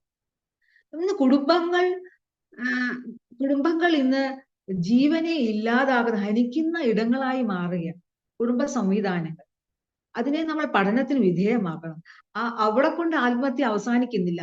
വീണ്ടും ഒരു അഭിഭാഷകയായ യുവ ചെറുപ്പക്കാരി തന്റെ മക്കളോടൊപ്പം വീണ്ടും ആത്മഹത്യ ചെയ്തു. അങ്ങനെ അപ്പോൾ ജീവനെ ഹനിക്കുന്ന ഇടങ്ങളായി കുടുംബങ്ങൾ മാറിക്കൊണ്ടിരിക്കുന്നത് നമ്മൾ കണ്ടില്ല എന്ന് വെക്കരുത്. അത് വളരെ ഗൗരവമായി എടുക്കുകയും പഠനത്തിന് വിധേയമാക്കുകയും അതിന് ആ കുടുംബ സംവിധാനങ്ങളെ പ്രത്യാശ നൽകുന്ന ഇടങ്ങളാക്കി മാറ്റാനുള്ള വലിയ ഉത്തരവാദിത്വം സഭയ്ക്കും നമുക്കുമുണ്ട്. ക്രിസ്തുവിന്റെ സഭയെന്ന് നമ്മൾ പറയുന്നു. ക്രിസ്തുവിന്റെ സഭയാകുന്ന ശരീരമാകുന്ന നമ്മൾ ഓരോരുത്തരും ക്രിസ്തു ശരീരത്തിന്റെ വിവിധ അവയവങ്ങളാണ്. നമുക്കും ഈ ഉത്തരവാദിത്വം ഉണ്ട്. ഈ ഉയർപ്പ് ഇങ്ങനെയുള്ളതായ ജീവനെ ഹനിക്കുന്ന ഇടങ്ങളിലേക്ക് പകർന്നു കൊടുക്കാൻ, പ്രത്യാശ പകരുന്നതായ ഇടങ്ങളാക്കി മാറ്റുവാൻ നമുക്ക് വലിയ ഉത്തരവാദിത്വമുണ്ട്, നമുക്ക് ദൗത്യമുണ്ട് എന്ന് നമ്മൾ മറന്നുകൂടാ. ദുർബല ശരീരങ്ങളെ ജീവന്റെ ഇടവും പ്രത്യാശയുടെ അടയാളങ്ങളായി മാറ്റുന്നതായിരുന്നു ക്രിസ്തുവിന്റെ ഇടപെടലുകൾ. ക്രിസ്തുവിന്റെ ഉയർപ്പ് നൽകുന്ന സന്ദേശം എന്ന് പറയുന്നത് ജീവന്റെയും മരണത്തിന്റെയും മധ്യേ പ്രതീക്ഷകൾ നഷ്ടപ്പെട്ട അനേക സ്ത്രീ ജീവിതങ്ങൾക്ക്, മനുഷ്യ ജീവിതങ്ങൾക്ക്, പാർശ്വവൽക്കരിക്കപ്പെട്ട സമുദായങ്ങൾക്ക്, നീതിപരമായ കൂലിക്ക് വേണ്ടി, ജീവന അവകാശങ്ങൾക്ക് വേണ്ടി നിലവിളിക്കുന്ന നമ്മുടെ ആശാ വർക്കേഴ്സ്, സഹോദരിമാർ, ഇങ്ങനെയുള്ള നിലവിളികൾ നമ്മൾ കേട്ടിട്ടും കേട്ടില്ല എന്ന് നടിക്കരുത്. വാർത്തകൾ വായിച്ചിട്ടും അല്പം പോലും വേദനിക്കാതെയും പ്രതികരിക്കാതെയും ഇരിക്കരുത്. ജീവൻ നിഷേധ ഇടങ്ങളെ തിരിച്ചറിയുവാനും പ്രത്യാശയുടെ അടയാളങ്ങളായി മാറ്റിയെടുക്കുവാനും ഉള്ള വലിയ ഉത്തരവാദിത്വം, വലിയ ദൗത്യം ഉയർത്തെഴുന്നേറ്റ ക്രിസ്തു സഭയെ ഭരമേൽപ്പിച്ചിരിക്കുന്നു. ക്രിസ്തുവിന്റെ ശരീരമാകുന്ന നമ്മെ ഓരോരുത്തരെയും ഭരമേൽപ്പിച്ചിരിക്കുന്നു. ജീവന്റെ സാധ്യതകളും പ്രത്യാശയും നഷ്ടപ്പെട്ട അനേക ജീവിതങ്ങളുടെ വിലാപങ്ങൾ, കരച്ചിലുകൾ നമുക്ക് ചുറ്റും ഇന്നും ഇപ്പോഴും കേട്ടുകൊണ്ടിരിക്കുകയാണ്. അത്തരം ദുർബല ശരീരങ്ങളെ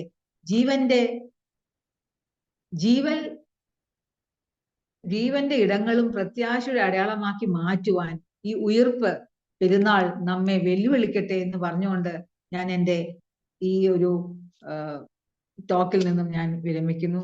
അവസരം തന്ന എല്ലാവരോടുള്ള നന്ദി അറിയിക്കുന്നു. നിങ്ങൾ എന്നോട് എതിർക്കാം, നിങ്ങൾക്ക് ഇനി വിമർശിക്കാം, നിങ്ങൾക്ക് എന്തെങ്കിലും കൂട്ടിച്ചേർക്കാം. അതിന് ഞാൻ വളരെ ഓപ്പൺ ഹാർട്ടഡ് ആയിട്ട് ഞാൻ ഇവിടെ ഇരിക്കുകയാണ്.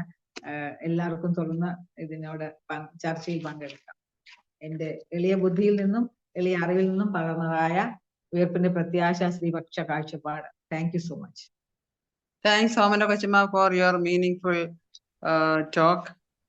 കൊച്ചമ്മ നമ്മുടെ സ്ത്രീപക്ഷ കാഴ്ചപ്പാടിലൂടെ എങ്ങനെയാണ് ഉയർപ്പിന്റെ അനുഭവം പ്രത്യാശ പകരുന്നാക്കി തീർക്കേണ്ടത് എന്നുള്ള വിഷയത്തെ പറ്റി വളരെ നന്നായിട്ട് കൈകാര്യം ചെയ്യുവാനായിട്ട് കൊച്ചമ്മയ്ക്ക് സാധിച്ചു.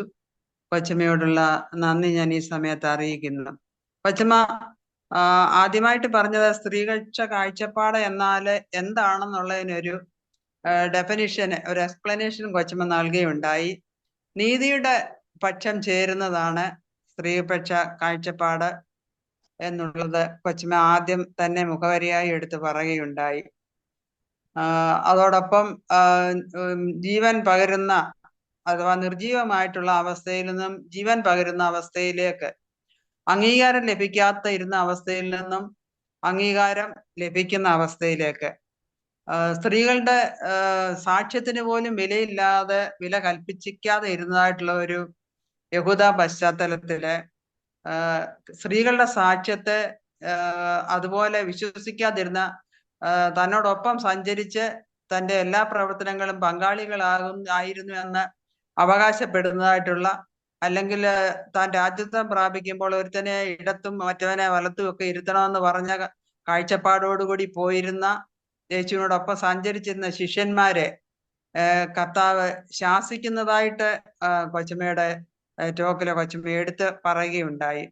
എന്നാൽ അപ്പോ കർത്താവിനെ സ്ത്രീകളുടെ സാക്ഷ്യം എന്തുമാത്രം വില കൽപ്പിക്കേണ്ടതാണ് എന്നുള്ളതിനാണ് കർത്താവോട് ഊന്നൽ കൊടുത്തതായിട്ട് നമുക്ക് മനസ്സിലാക്കുവാനായിട്ട് സാധിക്കുന്നത്. അതുകൊണ്ട് ദൈവരാജ്യ ശുശ്രൂഷയിലെ പങ്കാളിയാകുന്നതിനുള്ള അവസരമാണ് കർത്താവിന്റെ ഉയർപ്പിന്റെ സാക്ഷി ആയതിലൂടെ കർത്താവ് സ്ത്രീകൾക്ക് നൽകിയത്. അത് നമ്മൾ ആദിമസഭയുടെ ചരിത്രം പഠിക്കുമ്പോൾ തന്നെ അതുകൊണ്ട് സ്ത്രീകളെ ആദിമസഭയുടെ രൂപപ്പെട്ട സമയത്ത് അവരുടെ ഭവനങ്ങൾ തുറന്നു കൊടുത്തും അവരുടെ സമ്പത്തുകൾ പങ്കുവെച്ചും അവരെത്രമാത്രം സുവിശേഷ താല്പര്യത്തോടുകൂടെ പങ്കെടുത്തു എന്നുള്ളത് ആദിമസഭയുടെ ചരിത്രം തന്നെ നമ്മുടെ മുമ്പിൽ വരച്ചു കാട്ടുന്നുണ്ട്. അതിൽ നിന്ന് തന്നെ സ്ത്രീകൾക്ക് എന്തുമാത്രം ദൈവരാജ്യ നിർമ്മിതിയില് പങ്കാളികളാകുന്നതിന് സാധിച്ചു എന്നുള്ളതും, അതോടൊപ്പം ക്രിസ്തുവിന്റെ ഉയർപ്പിന്റെ ആ ശക്തി അവരെ സ്വയം ഏറ്റുവാങ്ങിക്കൊണ്ട് അതിനുവേണ്ടി അവർ മുന്നേറുകയായിരുന്നു എന്നുള്ളതും നമുക്ക് ആദിമസഭയുടെ വേദപുസ്തകത്തിലൂടെയും മറ്റ് ചരിത്ര പുസ്തകങ്ങളിലൂടെയൊക്കെ നമുക്ക് മനസ്സിലാക്കുവാനായിട്ട് സാധിക്കുന്നുണ്ട്. കൊച്ചമ്മ പിന്നെ എടുത്തു പറഞ്ഞ ഒരു വസ്തുത എന്ന് പറയുന്നത്, കർത്താവിന്റെ ഉയർത്തെഴുന്നേൽപ്പിന്റെ സമയത്ത് അവിടെ സാക്ഷിയായിരുന്ന സ്ത്രീകളുടെ കരച്ചിൽ കണ്ട് അവരെ ആശ്വസിപ്പിക്കുന്നതായിട്ടുള്ള ഒരു പ്രത്യേക അനുഭവം. ഞാൻ അന്നേരം ഓർക്കുകയായിരുന്നു, നമ്മള് ഇപ്പം കൊച്ചിലെയൊക്കെ ഒരു പെൺകുട്ടി കരഞ്ഞാൽ സാധാരണ ഭവനത്തിലുള്ളൊരു അവരൊരു പെണ്ണല്ലേ, അവൾ ഇച്ചിരി കരഞ്ഞാലും കുഴപ്പമൊന്നുമില്ല. എന്നാൽ ആൺകുട്ടികൾക്ക് കരയുന്നതിനുള്ള അവസരം പോലും നിഷേധിച്ച് അവരുടെ ഹൃദയം കഠിനമാക്കുന്നതായിട്ടുള്ള സാംസ്കാരിക പശ്ചാത്തലം, മത പശ്ചാത്തലം മുകളിലെ ഒരു പശ്ചാത്തലത്തിലാണ് കർത്താവ് ഒരു സ്ത്രീയുടെ കരച്ചിൽ കണ്ടതിന് ശേഷം അവളെ ആശ്വസിപ്പിക്കുക, അവളെ ധൈര്യപ്പെടുത്തുക, അവളോട് പരമേൽപ്പിക്കുകയാണ്, നീ പോയി ശിഷ്യന്മാരോട് നീ കണ്ട സത്യം എന്താണെന്ന് തുറന്നു പറയുക എന്നുള്ള ആ ദൗത്യം കൂടി അവളെ ഏൽപ്പിച്ച് അവളെ ധൈര്യപ്പെടുത്തുന്നതായിട്ട്. അതുകൊണ്ട് തന്നെ സ്ത്രീകൾക്ക് ഈ ക്രിസ്തുവിന്റെ ഉയർത്തെഴുന്നേൽപ്പ് എന്ന് പറയുന്ന ഒരു പുതുജീവന്, പുതുശക്തി പ്രദാനം ചെയ്യുന്ന ഒരു അനുഭവമായിരുന്നു എന്നുള്ളതിന് യാതൊരു സംശയമില്ല. അതുകൊണ്ട് ദൈവരാജ്യ നിർമ്മിതിയില് എത്രമാത്രം സ്ത്രീകൾക്കും പ്രാധാന്യമുണ്ട്.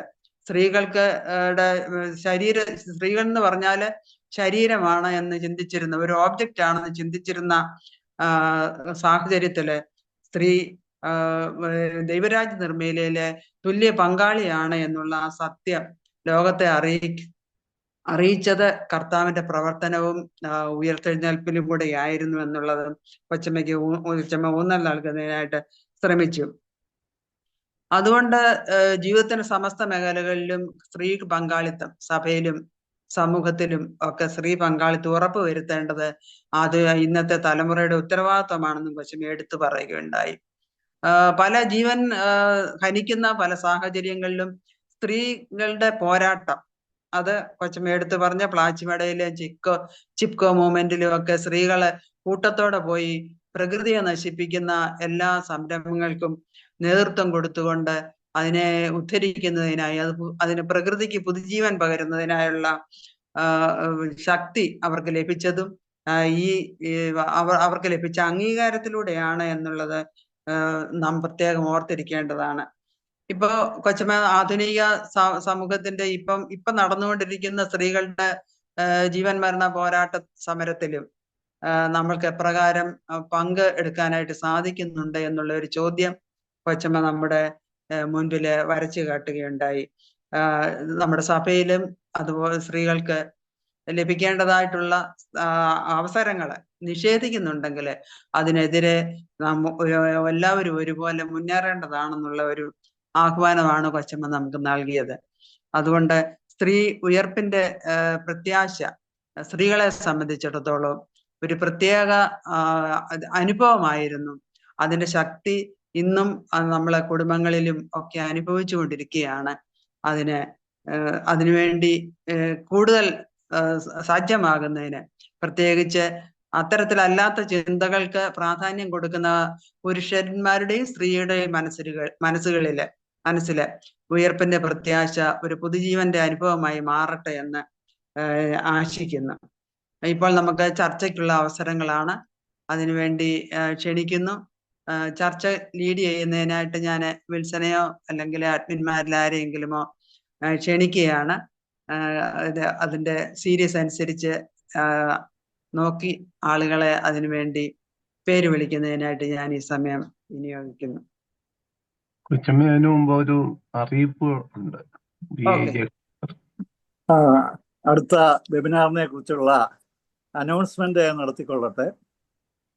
നമ്മുടെ light to light and Marthoma study ഫോറത്തിന്റെ 249ാമത് വെബിനാറാണ് അടുത്ത വെബിനാറ്.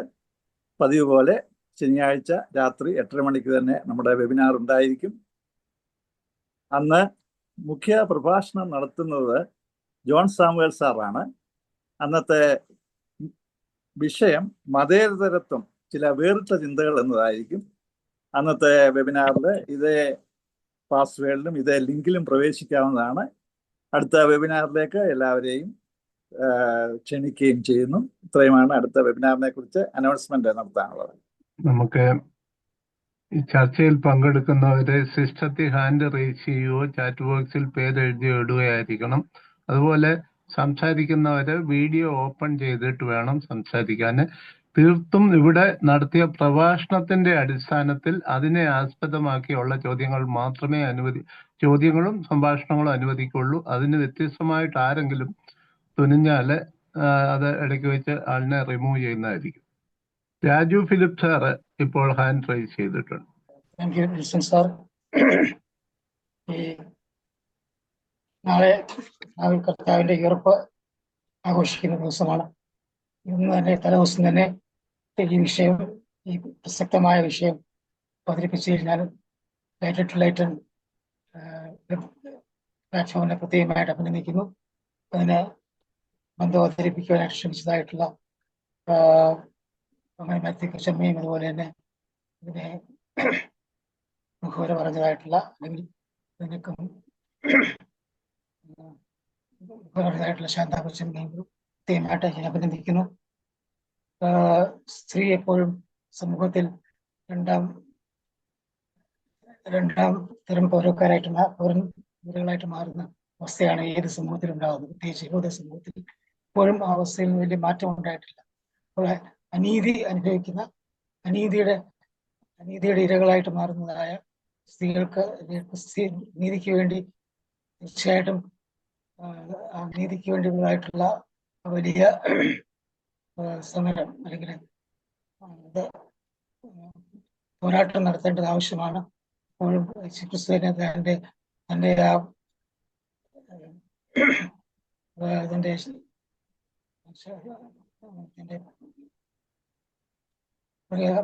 പ്രഖ്യാപന പ്രസംഗത്തിൽ പറയുന്നുണ്ട്,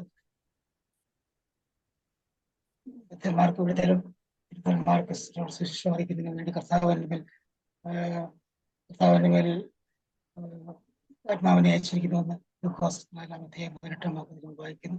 തീർച്ചയായിട്ടും എവിടെയാണ് അടിമത്തം, എവിടെയാണ് അനീതി, അതിനെതിരെ പോരാടുകയാണ് എൻ്റെ കർത്തവ്യം എന്നത് കൂടെ പ്രഖ്യാപിക്കുകയാണ്.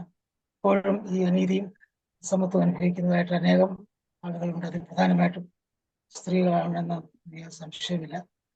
എന്നാൽ ആ സ്ത്രീകൾക്ക് വളരെയധികം പ്രാധാന്യം കൊടുത്തതായിട്ടുള്ള വ്യക്തിയായിരുന്നു യേശുക്രിസ്തു.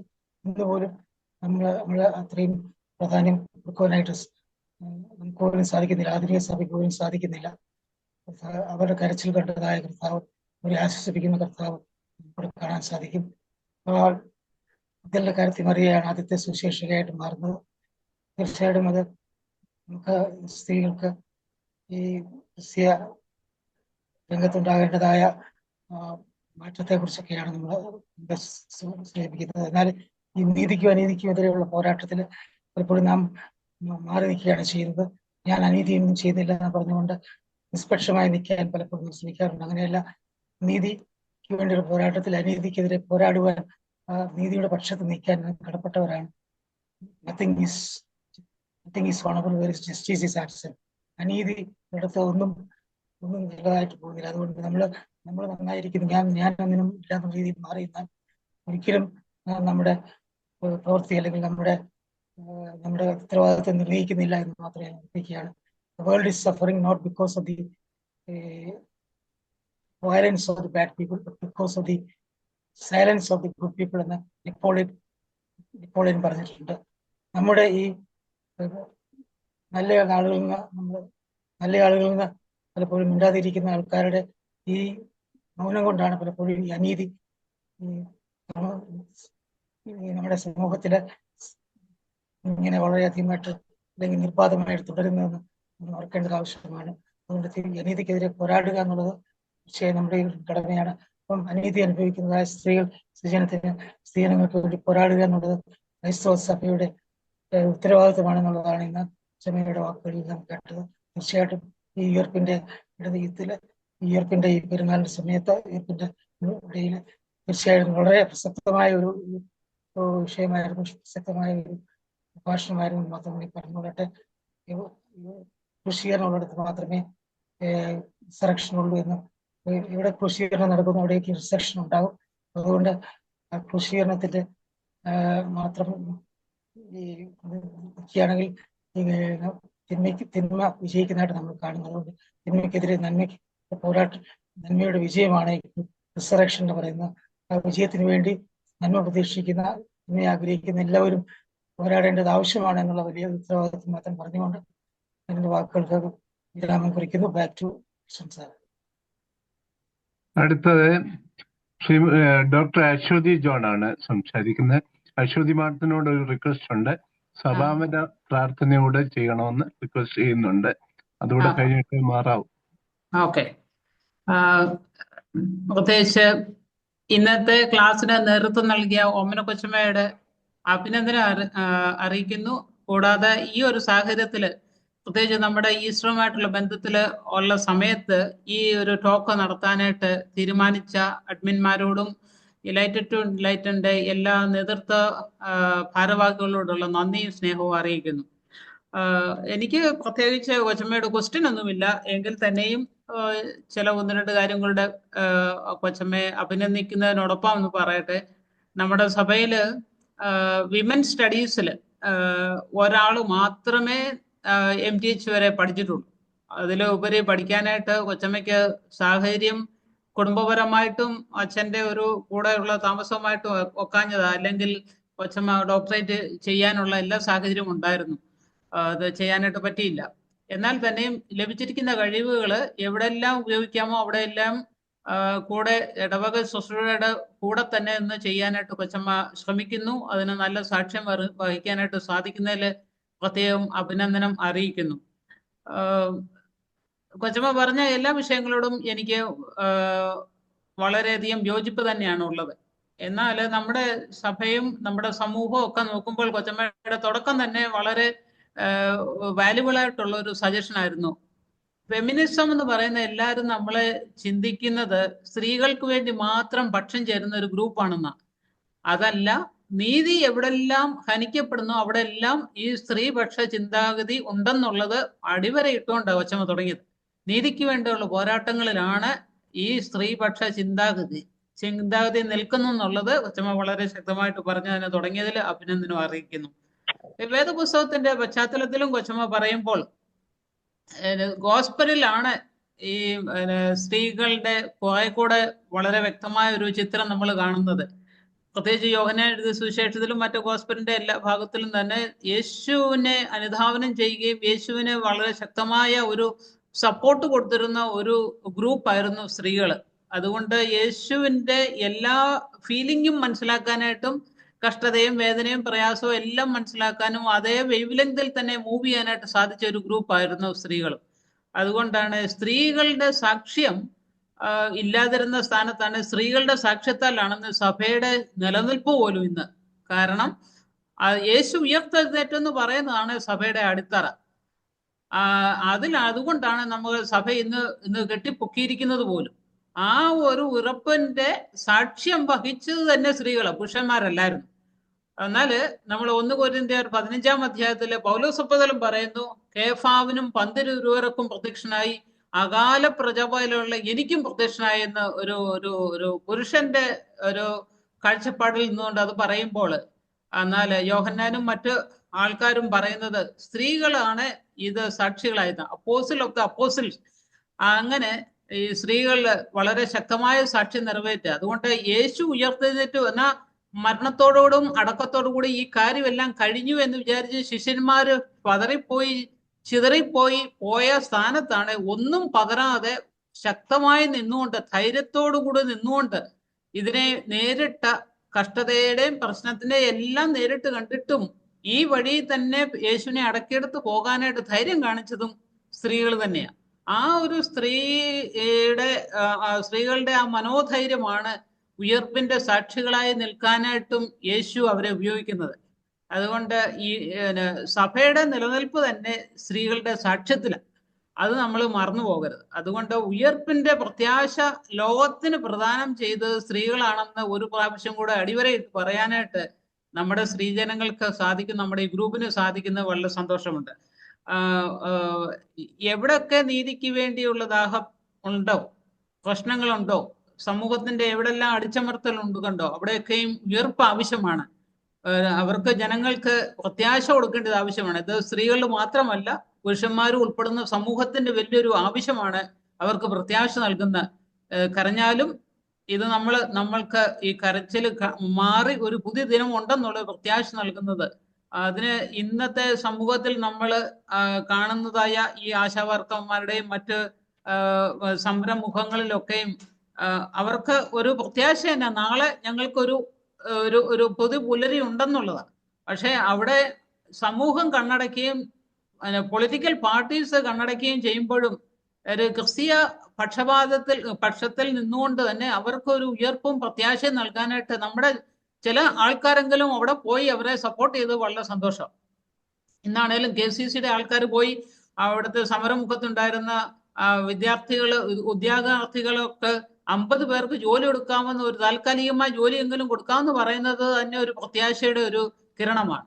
അതുകൊണ്ട് ഈ എവിടെയൊക്കെ അടിച്ചമർത്തപ്പെടുന്നു, എവിടെയൊക്കെ നീതി നിഷേധിക്കുന്നു, അവിടെയൊക്കെയും അവർക്ക് ഉയർപ്പ് കൊടുക്കേണ്ട ഒരു വലിയ പ്രത്യാശയുടെ സന്ദേശമാണ് നമ്മളെ ഏൽപ്പിച്ചിരിക്കുന്നത്. അതുകൊണ്ട് എവിടുത്തെ സ്ത്രീയെന്നോ പുരുഷനെന്നോ ഒന്നും ഇല്ല, എല്ലാവരുടെയും ഉന്നതിയാണ് നമുക്ക് ആവശ്യം. ആ ഒരു കാഴ്ചപ്പാടിലേക്ക് നമ്മൾ എല്ലാവരുമായി തീരണം. പ്രകൃതിയും മനുഷ്യനും ഒന്നിച്ച് നീതിയുടെ ഒരു സമത്വം അനുഭവിക്കുന്ന ഒരു പക്ഷത്തേക്ക് വരണം എന്നുള്ളതാണ് കൊച്ചമ്മയുടെയും ഞങ്ങളുടെ എല്ലാവരുടെയും ആവശ്യം. അതുകൊണ്ട് സഭയും അതിനായിട്ട് ഉണരണം.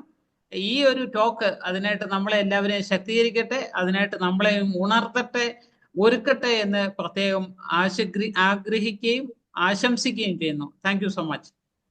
ഓമന കൊച്ചമ്മയ്ക്ക് മറുപടി പറയാം. കേട്ട രണ്ട് അഭിപ്രായത്തിനെ ആസ്പദമാക്കി. അതെ, പ്രത്യേകിച്ച് ഈ ഒരു വിഷയത്തോട് പ്രതികരിച്ചതായ ഡോക്ടർ അശ്വതി ജോൺ, എൻ്റെ സുഹൃത്തിനോടും മറ്റേ സാറിനോടുമുള്ളതായ നന്ദി അറിയിക്കുന്നു. നിങ്ങൾ അതിന് നിങ്ങളുടേതായ അഭിപ്രായത്തിൽ അതിനെ കുറച്ചുകൂടി ഉയർപ്പിന്റെ അർത്ഥതലങ്ങളിലേക്ക് നിങ്ങൾ ഞങ്ങളെ നയിച്ചു എന്നതിൽ പ്രത്യേകം നന്ദി അറിയിക്കുന്നു. അങ്ങനെ നിങ്ങളുടേതായ ഉൾക്കാഴ്ചകളിലൂടെ ഇതിന് കൂടുതലും ശക്തിയും ഊർജവും ഉയർപ്പിന്റെ പ്രത്യാശയും പകർന്നു തന്നതിലുള്ള സന്തോഷവും നന്ദിയും ഞാൻ അറിയിക്കുന്നു. വേറൊന്നും പറയാനില്ല. അടുത്തത് VI Jacob sir hand raise ചെയ്തിട്ടുണ്ട്, സംസാരിക്കാം. കൊച്ചമ്മയുടെ പ്രഭാഷണം ശ്രദ്ധയോടെ കേൾക്കുകയായിരുന്നു. വളരെ അർത്ഥവത്തായിട്ട് സ്ത്രീ ശാക്തീകരണം, അത് വേദപുസ്തകത്തിൽ യേശു ക്രിസ്തു സ്ത്രീകൾക്ക് കൊടുത്തൊരു സ്ഥാനം, അത് ഇന്ന് അംഗീകരിക്കാനായിട്ട് സമൂഹം പൊതുവെ വിമുഖരാണ് എന്നാണ് ഞാൻ കാണുന്നത്. യേശു ക്രിസ്തു ആദ്യമായിട്ട് ഒരു സന്ദേശം, യേശു ക്രിസ്തു ഉയർത്തു എന്ന ഏറ്റവും വലിയ വേദപുസ്തകത്തിലെ പരമപ്രധാനമായ സന്ദേശം ശിഷ്യന്മാരെ അറിയിക്കാൻ ഏൽപ്പിക്കുന്നത് സ്ത്രീകളെയാണ്, പ്രത്യേകിച്ച് മഗ്ദലക്കാരത്തി മറിയ.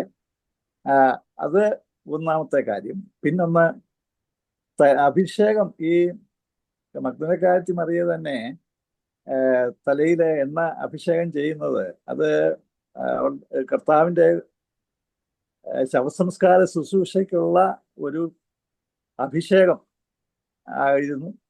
അത് ഒരു വിധത്തിൽ ആലോചിച്ച് നോക്കിയാൽ ഏറ്റവും വലിയ ഒരു ബിഷപ്പോ അല്ലെങ്കിൽ ഒരു പോപ്പിനോ ചെയ്യാൻ പോലും പ്രയാസമുള്ളൊരു കാര്യം. ആ ഒരു പദവി ആണ് മഗ്ദലക്കാരത്തി മറിയയ്ക്ക് നൽകപ്പെട്ടത്. പക്ഷെ ഇന്ന് സമൂഹം പൊതുവെ ഈ ഒരു ഇതിനെ അംഗീകരിക്കുന്നില്ല. ഞാൻ പലരെയും കണ്ടിട്ടുണ്ട്, ഒരു സ്ത്രീകൾ മധുവായി കയറുന്നത് വളരെ അധികം അതിനെ എതിർക്കുകയും സ്ത്രീകൾ മധുവായിലുണ്ടെങ്കിൽ പള്ളി വരാതിരിക്കുകയും ചെയ്യുന്നവരെ ഞാൻ നേരിട്ട് പലരോട് സംസാരിക്കേണ്ടി വന്നിട്ടുണ്ട്. അതിൻ്റെ അതിൻ്റെ പിന്നിലുള്ള സൈക്കോളജി എന്താണെന്നൊന്ന്, എന്താണ് അത് അങ്ങനെ സമൂഹ ജീവിതത്തിലായിരിക്കുന്നത്, അതാണ് എൻ്റെ ഒരു സംശയം. ചെമ്മയ്ക്ക് പറയാം.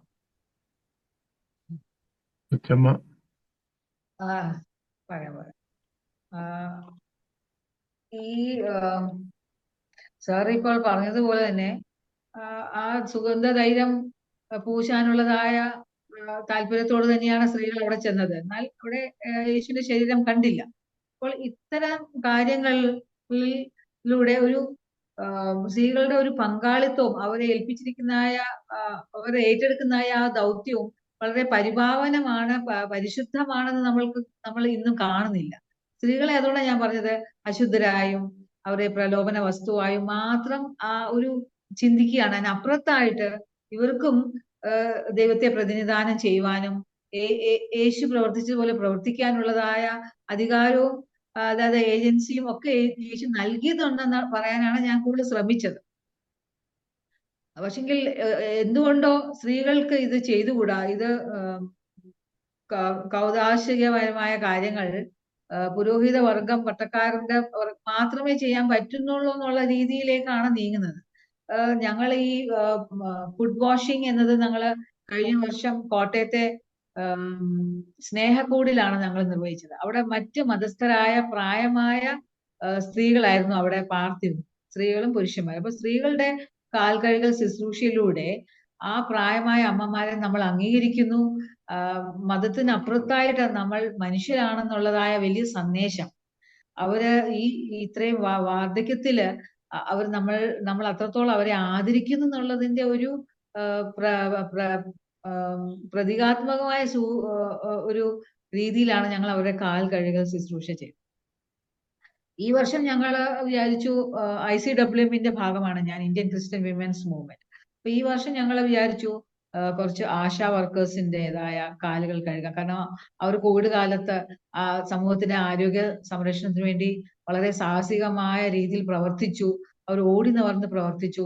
അവരുടെ അധ്വാനത്തെയും അവർ മനുഷ്യരാണെന്നും അവരെ ആദരിക്കുന്നതിന് സൂചകമായി ചെയ്യാമെന്ന് ഞങ്ങൾ ഒന്ന് ആലോചനയിട്ടായിരുന്നു. പക്ഷെങ്കിൽ ഈ ഇവരുടെ ഇടയിൽ തന്നെ ക്രിസ്തീയ വിഭാഗങ്ങളുണ്ട് ആശാവർക്കേഴ്സിന്റെ ഇടയിൽ.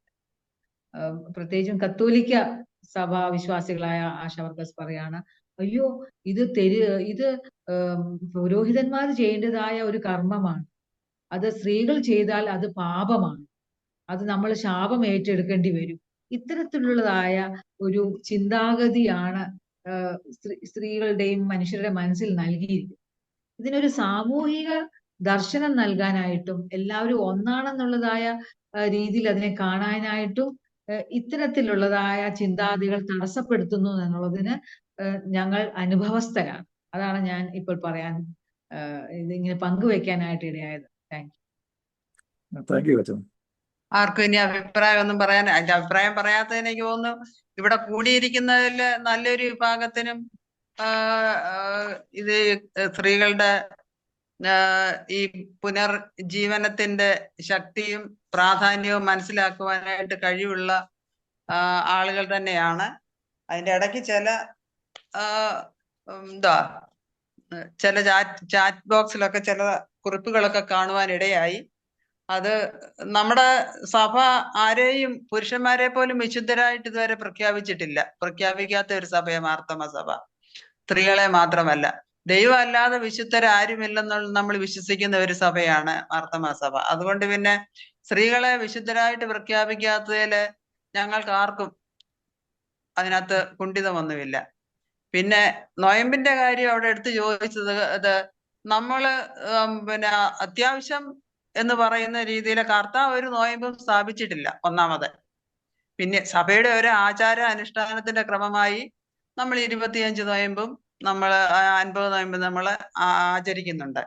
അതിന് അമിതമായിട്ടുള്ള പ്രാധാന്യമൊന്നും കൊടുത്തതിന് ശേഷം അത് നമ്മളെ ദൈവരാജ്യത്തിന്റെ മൂല്യങ്ങൾ ഉയർത്തിപ്പിടിക്കുന്നതിനുള്ള ഒരു മുഖാന്തരമാണ് നോയമ്പെന്നൊന്നും പഠിപ്പിക്കുന്നില്ല നമ്മള്. അതുകൊണ്ട് അത്തരത്തിലുള്ള അനാവശ്യമായിട്ടുള്ള ചിന്തകളും ആവശ്യമില്ലാത്തതിന് പ്രാധാന്യം കൊടുക്കാത്ത മനുഷ്യത്വം മനുഷ്യന്റെ ജീവൻ നിഷേധിക്കുന്ന മേഖലകളിലാണ് നമ്മൾ കൂടുതൽ പ്രാധാന്യം കൊടുക്കേണ്ടത്. പ്രകൃതിയുടെയും മനുഷ്യന്റെയും നിലനിൽപ്പിനെ വിഘാതമായിട്ട് നമ്മൾ എന്തെങ്കിലും ചെയ്യുന്നുണ്ടെങ്കിൽ, കർത്താവ് ഏദൻ തോട്ടത്തില് ദൈവം അഖിലാണ്ടത്തെ സൃഷ്ടിച്ചതിന് ശേഷം നിങ്ങളെ അതിനകത്ത് കാപ്പാനും ജോലി ചെയ്യാനും ാണ് ഏൽപ്പിച്ചിരിക്കുന്നത്. അപ്പൊ ആ ജോലി, അത് മനുഷ്യന്റെ ജീവൻ സംരക്ഷിക്കുന്ന ജോലിയായാലും പ്രകൃതിയുടെ ജീവൻ സംരക്ഷിക്കുന്ന ജോലിയായാലും അത്തരത്തിലുള്ള ഉത്തരവാദിത്വം ഏറ്റെടുക്കുന്നതിന് ഈ നൊയമ്പിനൊന്നും വലിയ പ്രാധാന്യമില്ലെന്ന് എൻ്റെ വ്യക്തിപരമായിട്ടുള്ള അഭിപ്രായം. നൊയമ്പ് നോറ്റത് കൊണ്ട് പ്രകൃതിക്ക് സംരക്ഷണം എത്രമാത്രം ഉണ്ടാകും എന്നുള്ളത് ഒരു ചോദ്യമാണ്. അത് നമ്മൾക്കല്ലാതെയും നൊയമ്പെന്നുള്ള പേരിലല്ലാതെയും നമുക്ക് പ്രകൃതിയുടെ സംരക്ഷണത്തിന് ഉത്തരവാദിത്വം നമുക്ക് ഏറ്റെടുക്കാനായിട്ട് സാധിക്കും. അതുകൊണ്ട് പരസ്പര മാനുഷിക മൂല്യങ്ങളെ ഏറ്റെടുത്ത് പ്രവർത്തിക്കുന്നതിലൂടെയും പ്രകൃതി സംരക്ഷണത്തിന് ഇവിടെ പിന്നെ അശ്വതി പ്രത്യേകമായിട്ട് എടുത്തു പറഞ്ഞത് ഉയർത്തെഴുന്നേറ്റു എന്ന്, കർത്താവിന്റെ ഉയർത്തെഴുന്നേൽപ്പാണ് സഭയുടെ ആരംഭത്തിനും നിലനിൽപ്പിന്റെയും അടിസ്ഥാനം എന്ന് പറയുന്നത്. അപ്പൊ ആ ഉയർത്തെഴുന്നേൽപ്പിന്റെ ശക്തി കർത്താവ് എപ്രകാരമാണ് ലോകത്തിൽ ജീവിച്ച് കാണിച്ചു കൊടുത്തത്, ആ മാതൃക പിന്തുടരാനാണ് കർത്താവ് പ്രാധാന്യം കൊടുത്തത്. അല്ലാതെ കർത്താവിനെ തന്നെ ഒരു പിന്നെ ആരാധിക്കണമെന്നുള്ള രീതിയിലൊന്നും ഞാൻ ചെയ്ത അത്ഭുത പ്രവൃത്തികൾ നിങ്ങൾ ആരോടും പറയരുതെന്ന് പറഞ്ഞാണ് കർത്താവ്. അതിന് അത്ര പ്രാധാന്യമൊന്നും കർത്താവ് കൊടുത്തിട്ടില്ല. പിന്നെ നമ്മൾ അങ്ങനെയുള്ള അത്ഭുത പ്രവൃത്തികൾക്കൊക്കെ നമ്മൾ പ്രാധാന്യം കൊടുക്കുന്നത് മാത്രമേ ഉള്ളൂ. കർത്താവ് എപ്പോഴും ജീവൻ മരണ പോരാട്ടത്തിൽ തന്റെ സാന്നിധ്യത്താല് അവിടെ പ്രവർത്തിച്ച് തൻ്റെ ലോക ജീവിതത്തിലൂടെ അത് വ്യക്തമാക്കാനായിട്ട് ശ്രമിച്ചതാണ്.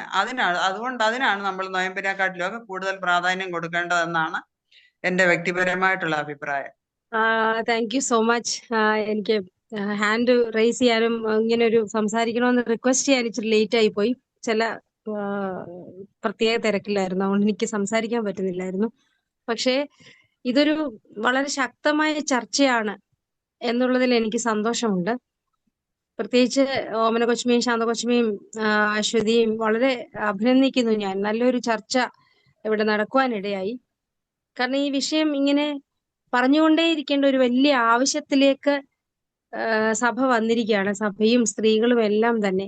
അതിന്റെ ഒരു കാരണം ഇന്നത്തെ ടോപ്പിക്ക് നോക്കിയാൽ തന്നെ അറിയാം, ഉയർത്തെഴുന്നേൽപ്പ്, സ്ത്രീപക്ഷ കാഴ്ചപ്പാട്.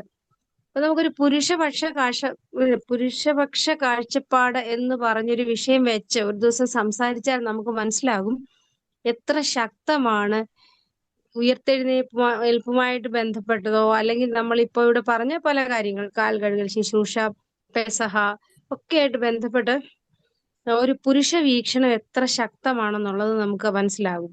അപ്പൊ അത്ര ശക്തമായിട്ട് നിൽക്കുന്ന ഒരു സംവിധാനത്തിൽ സ്ത്രീകളും അത് തന്നെ പഠിച്ച് വളർന്നു വന്നിരിക്കുന്ന ഒരു സാഹചര്യത്തിൽ സ്ത്രീപക്ഷ കാഴ്ചപ്പാടെന്ന് പറയുമ്പോൾ നമുക്കിപ്പോ ഒരു കമന്റ് വന്നതിന് തന്നെ മനസ്സിലാകും, ഫെമിനിസം എന്ന് പറയുമ്പോൾ തന്നെ എന്തോ ഒരു വലിയ പ്രയാസമുണ്ട് നമുക്ക് ഫെമിനിസം എന്ന് പറയാനായിട്ട്. ഫെമിനിസത്തെ പറ്റി ആഴത്തിൽ വായിച്ചാൽ സർവ്വചരാചരങ്ങളെയും നേച്ചറിനെയും പ്രകൃതിയെയും ഒക്കെ സംരക്ഷിക്കുന്നതിനും ഒരുപോലെ കരുതുന്നതിനുമായിട്ട് വന്നിട്ടുള്ള ഒരു പ്രത്യയശാസ്ത്രമാണ് ഫെമിനിസം എന്ന് പറയുന്നത്. അതിന്റെ ആഴത്തിൽ സ്ത്രീകൾ എന്ന് പറയുന്ന അല്ലെ സ്ത്രീകളുടെ ആവശ്യങ്ങൾ എന്ന് പറയുന്ന ഒരു പ്രത്യേക ഉദ്ദേശത്തോടെയാണ് ആ തുടക്കം, ചർച്ചകളുടെ തുടക്കമെങ്കിലും മുന്നോട്ട് വരുന്തോറും അത് വികസിച്ച് വളരെ ഇൻക്ലൂസീവ് ആയിട്ടുള്ള ഒരു പ്രത്യയശാസ്ത്രമായിട്ട് മാറിയിട്ടുള്ള ഒരു കാര്യമാണ് ഈ ഫെമിനിസ്റ്റ് പെർസ്പെക്റ്റീവ് എന്ന് പറയുന്നത്. Feminist ideology, feminist methodologies, feminist methodologies ഉപയോഗിച്ചുള്ള റിസർച്ചസിന് വളരെ സാങ്കത്യമുണ്ട്. പ്രത്യേകിച്ച് പ്രകൃതി മുഴുവനും അഫക്ട് ചെയ്യപ്പെട്ടിരിക്കുന്ന, പ്രകൃതിയിലെ എല്ലാ ചരാചരങ്ങളും പലതരത്തിൽ അഫക്ട് ചെയ്യപ്പെട്ടിരിക്കുന്ന, വളരെ പ്രത്യാഘാതങ്ങൾ ഉണ്ടാക്കുന്ന തീരുമാനങ്ങൾ രാജ്യങ്ങളും വ്യക്തികളും കമ്പനികളും ഒക്കെ എടുക്കുമ്പോൾ, അതുപോലെ സഭകളും മതങ്ങളും എല്ലാം എടുക്കുമ്പോൾ വളരെ ശക്തമായ ഒരു മെത്തഡോളജിയാണ് പഠിക്കാനുള്ള ഒരു മെത്തഡോളജി തന്നെയാണ് ഫെമിനിസ്റ്റ് മെത്തഡോളജി എന്ന് പറയുന്നത്. അപ്പൊ വളരെ നിസ്സാരമായിട്ട് നമുക്ക് അതിനെ തള്ളിക്കളയാൻ പറ്റത്തില്ല. അപ്പൊ ഫെമിനിസ്റ്റ് കാഴ്ചപ്പാടിൽ ഈ വിഷയം ശക്തമായിട്ട് പറയേണ്ടി വരുന്നതിന്റെ ഒരു കാരണം വളരെ ശക്തമായ ഒരു പുരുഷാധിപത്യ കാഴ്ചപ്പാടിന്റെ അല്ലെ ആ ഒരു പ്രത്യയ ശാസ്ത്രത്തിൽ നമ്മളിങ്ങനെ വീണിരിക്കുകയാണ്. അതിനകത്ത് ജനിച്ചു വളർന്ന് അതാണ് ശരിയെന്ന് വിചാരിച്ചിരിക്കുന്നതിനിടെ നമുക്ക് റിയാലിറ്റികളിൽ വരുമ്പോൾ, സത്യങ്ങളെ മനസ്സിലാക്കുമ്പോൾ അതല്ല ശരിയെന്ന് നമ്മുടെ മനസ്സ് പറഞ്ഞു തുടങ്ങും. യേശുക്രിസ്തുവിന്റെ ഇൻക്ലൂസീവ്നെസ്, എല്ലാവരെയും ഒരുമിച്ച് കൂട്ടുന്ന ആ ഒരു സാക്ഷ്യം, ദൈവരാജ്യത്തിന്റെ ആ ഒരു സന്ദേശം, അത് നമ്മൾ ആചരിക്കുന്ന ഓരോ കാര്യങ്ങളിലും ഉണ്ടായി വരണം. അത് നമ്മുടെ ഓരോ ആരാധനകൾക്കും ഉണ്ടായി വരണം. അത് ഉയർപ്പിന് വളരെ ശക്തമായിട്ട് വേദപുസ്തകത്തിൽ തന്നെ നമുക്ക് തെളിവുകളുണ്ട് യേശുക്രിസ്തു എത്രമാത്രം സ്ത്രീകൾക്ക് പ്രാധാന്യം നൽകി എന്നുള്ളതിന്. അപ്പൊ സ്ത്രീപക്ഷ കാഴ്ചപ്പാടോടെ ഇതെല്ലാം നമ്മൾ സംസാരിക്കേണ്ടി വരുന്നതിന്റെ ഒരു കാരണം ശക്തമായ ഒരു പുരുഷപക്ഷ കാഴ്ചപ്പാട് ഇതിന്റെ എല്ലാം പിന്നിലുണ്ടെന്നുള്ളതാണ്. അപ്പൊ ആ കാഴ്ചപ്പാടിനെ ഒന്ന് വളരെ ക്രിട്ടിക്കലായിട്ട് ചിന്തിക്കാനും കൂടെ നമ്മുടെ ചർച്ചകൾക്ക് സാധിക്കണം. ആ ഒരു കാഴ്ചപ്പാടും കൂടെ നമുക്ക് ആക്ച്വലി ക്വസ്റ്റ്യൻ ചെയ്യുകയും, അല്ലെ ക്വസ്റ്റ്യൻ ചെയ്യാന്ന് ഇപ്പൊ ഫെമിനിസ്റ്റ് കാഴ്ചപ്പാടിനോട് താല്പര്യം ഇല്ലാത്തവർ അതിനെ ക്വസ്റ്റ്യൻ ചെയ്യുമ്പം മറുപക്ഷ കാഴ്ചപ്പാട് എങ്ങനെയാണ് ന്യായീകരിക്കാൻ പറ്റുന്നതെന്ന് പറയണം, എങ്ങനെയാണ് ഇൻക്ലൂസീവ്നെസ് അതിനകത്ത് വരാൻ കഴിയുന്നതെന്ന് പറയണം. അപ്പൊ അങ്ങനെയാകുമ്പോൾ ഒരു കൊടുക്കൽ വാങ്ങലിലൂടെ, ചർച്ചകളിലൂടെ, അണ്ടർസ്റ്റാൻഡിങ്ങിലൂടെ നമുക്ക് മുന്നോട്ട് പോകാനായിട്ട് പറ്റും. അങ്ങനെ വരുമ്പോഴാണ് മാറ്റങ്ങൾ ഉണ്ടാകുന്നത്. കാര്യങ്ങൾ ശരിയായിട്ട് ഗ്രഹിക്കുമ്പോഴാണ് മാറ്റങ്ങൾക്ക് നമുക്ക് എല്ലാവർക്കും ഒത്തുചേർന്ന് മുന്നോട്ട് പോകാൻ പറ്റുന്നത്. മാറ്റങ്ങൾ ഉണ്ടായേ മതിയാകുള്ളൂ. കുറേയധികം മാറ്റങ്ങൾ നമ്മൾ കാണുന്നുണ്ട്. പക്ഷെ ആ മാറ്റങ്ങളുടെ എല്ലാ ഇടയിൽ നിന്നുകൊണ്ടും ഈ ഒരു എല്ലായിടത്തും ഒരു പക്ഷം ചേർന്നുള്ള, യേശുവിനെ ഒരു പക്ഷത്തേക്കാക്കാനും യേശുവിന്റെ എല്ലാ പ്രവൃത്തികൾക്കും ഒരു ആധിപത്യ പക്ഷം കൊടുക്കാനും ഉള്ളൊരു ശ്രമം ശക്തമായിട്ടുള്ളപ്പോൾ, അങ്ങനെ അതിന്റെ ഒരു അടിത്തറയിലാണ് പലതും വന്നിരിക്കുന്നത് എന്നുള്ളപ്പോൾ സ്ത്രീപക്ഷ കാഴ്ചപ്പാടുകളെ ഗൗരവത്തോടെ കാണാനും അതിനെ ക്രിട്ടിക്കലായിട്ട് തന്നെ വായിക്കണം. ക്രിട്ടിക്കലായിട്ട് കാണുമ്പോൾ തന്നെ മറുപക്ഷത്തെ ആ ഒരു വായനയും ഒരുമിച്ച് കൊണ്ടുപോവുകയും ഒരു ക്രിട്ടിക്കൽ അനാലിസിസിലൂടെ ചേഞ്ചസിലേക്കും നമ്മുടെ അണ്ടർസ്റ്റാൻഡിങ്ങിലേക്കും ഒക്കെ വരാൻ സാധിക്കണം. ഒരു അൺലേണിംഗ് പ്രോസസ്സ് നല്ലോണം നടക്കേണ്ടതായിട്ടുണ്ട്. Thank you so much. മോമിന കൊച്ചുമയ്ക്ക് താങ്ക് യു എന്നോട് ശാന്തി. വല്ലതും പറയാനുണ്ടോ? Thank you Shanthi Mathai. നമ്മുടെ സ്ത്രീപക്ഷ കാഴ്ചപ്പാടിന് ഒരു ഉം, ശക്തിയും അതിന് പ്രാധാന്യം വരുന്നത് ഒരു പുരുഷ കാഴ്ചപ്പാടെന്ന് പറഞ്ഞു. അപ്പൊ ഒരു പുരുഷാധിപത്യ കാഴ്ചപ്പാടും പുരുഷ വീക്ഷണവും തമ്മിൽ വ്യത്യാസമുണ്ട്. യേശുവിൻ്റെത് ഒരു പുരുഷ വീക്ഷണമായിരുന്നു. എന്നാൽ ആ പുരുഷ വീക്ഷണത്തിൽ അതൊരു ഇൻക്ലൂസീവ് വീക്ഷണമായിരുന്നു. സ്ത്രീകളെ ഉൾപ്പെടുത്തുന്നത്, എല്ലാവരെയും ഉൾപ്പെടുത്തുന്ന ഒരു ഇൻക്ലൂസീവ് വീക്ഷണമായിരുന്നു. അത്തരത്തിലുള്ള വീക്ഷണമാണ് നമ്മൾ എല്ലാവരിൽ നിന്നും പ്രതീക്ഷിക്കുന്നത്. ഒരു മനുഷ്യ ദർശനം, എല്ലാവരും മനുഷ്യരാണെന്നുള്ള ഒരു ദർശനവും എല്ലാവരും ദൈവത്തിന്റെ സ്വരൂപവും ഛായയിലും സൃഷ്ടിച്ചവരാണെന്നുള്ള ആ പുരുഷ വീക്ഷണം യേശു ദർശിച്ചതുപോലെ നമ്മളിൽ എല്ലാവരിലും ഉണ്ടെങ്കിൽ ഇങ്ങനെ നമ്മൾ സ്ത്രീകളെ മാറ്റി നിർത്തുകയോ ചെയ്യാതെ എല്ലാവരെയും ഉൾപ്പെടുത്തിക്കൊണ്ട് ഒരു നീതിയും സമത്വ സുന്ദരമായ ഒരു സമൂഹവും ദൈവരാജ്യവും കെട്ടുപണി ചെയ്യുവാനായിട്ട് നമുക്ക് സാധിക്കും. അതിന് നമ്മൾ പുരുഷരും സ്ത്രീകളും ഈ മനുഷ്യ വീക്ഷണത്തോടുകൂടി നീതി പക്ഷത്തിൽ നിന്നുകൊണ്ട് ഒരു പുതിയ സമൂഹത്തിന്, പുതിയ ദൈവരാജ്യത്തിന് തുടക്കം കുറിക്കാം എന്ന് ഞാൻ പറഞ്ഞുകൊണ്ട് ഞാൻ എൻ്റെ ഒരു അഭിപ്രായത്തെ ഉപസംഹരിക്കുകയാണ്. കൊച്ചമ്മ, ഞാനൊരു കാര്യം പറഞ്ഞോട്ടെ? പറഞ്ഞാട്ടെ. ഞാന് ഇപ്പോഴേ ഹോസ്റ്റിന്റെ ചുമതലയോടെ ഉള്ളത് കൊണ്ടാണ് ഞാൻ മാറി നിന്നത്. എന്നാലേ എനിക്ക് ഈ കാര്യത്തിൽ പറയുന്നതിന് മുമ്പ് ഒന്ന് രണ്ട് കാര്യങ്ങള് ഞാൻ ഇവിടുത്തെ വെബിനാറുകളുടെ നടത്തിപ്പിന്റെ അടിസ്ഥാനത്തിൽ ലഭിക്കുന്ന ചില അനുഭവങ്ങളുണ്ട്. എന്നൊക്കെ സ്ത്രീകളുമായിട്ട് ബന്ധപ്പെട്ട വിഷയങ്ങൾ വരുമ്പോൾ ഒരിക്കലും രംഗത്ത് വരാത്ത ചിലർ വരികയും അനാവശ്യമായ രീതിയിലുള്ള വിഷയങ്ങള് ഈ ചർച്ചകളുടെ ഇടയിൽ ഇതുമായിട്ട് ബന്ധമില്ലാത്ത വിഷയങ്ങളും അല്ലെങ്കിൽ പ്രത്യക്ഷത്തിൽ ഇതിനോട് താല്പര്യമുണ്ടെന്ന് തോന്നത്തക്കവണ്ണം ഉള്ള വിഷയങ്ങളൊക്കെ എഴുതിയിടും. പലപ്പോഴും സ്ത്രീകളുടെ പേരുകളിൽ തന്നെ ആയിരിക്കും അവർ കയറുന്നത്. ഇന്നും അത് കണ്ടു. ഈ ഒരു പ്രവണത ഈ 248 വെബിനാറാണ് ഇപ്പം നടക്കുന്നത്. സ്ത്രീകളുടെ വിഷയം വരുമ്പോഴത്തേക്ക് ചിലർക്ക് അങ്ങ് വലിയ വിഷമമാണ്. എനിക്കറിയത്തില്ല, ഇവര് ഭാര്യയോടും അമ്മയോടും സഹോദരിമാരോടും കൂടി അല്ലയോ ജീവിക്കുന്നതെന്ന് ഞാൻ പലപ്പോഴും ഓർത്തു പോകും.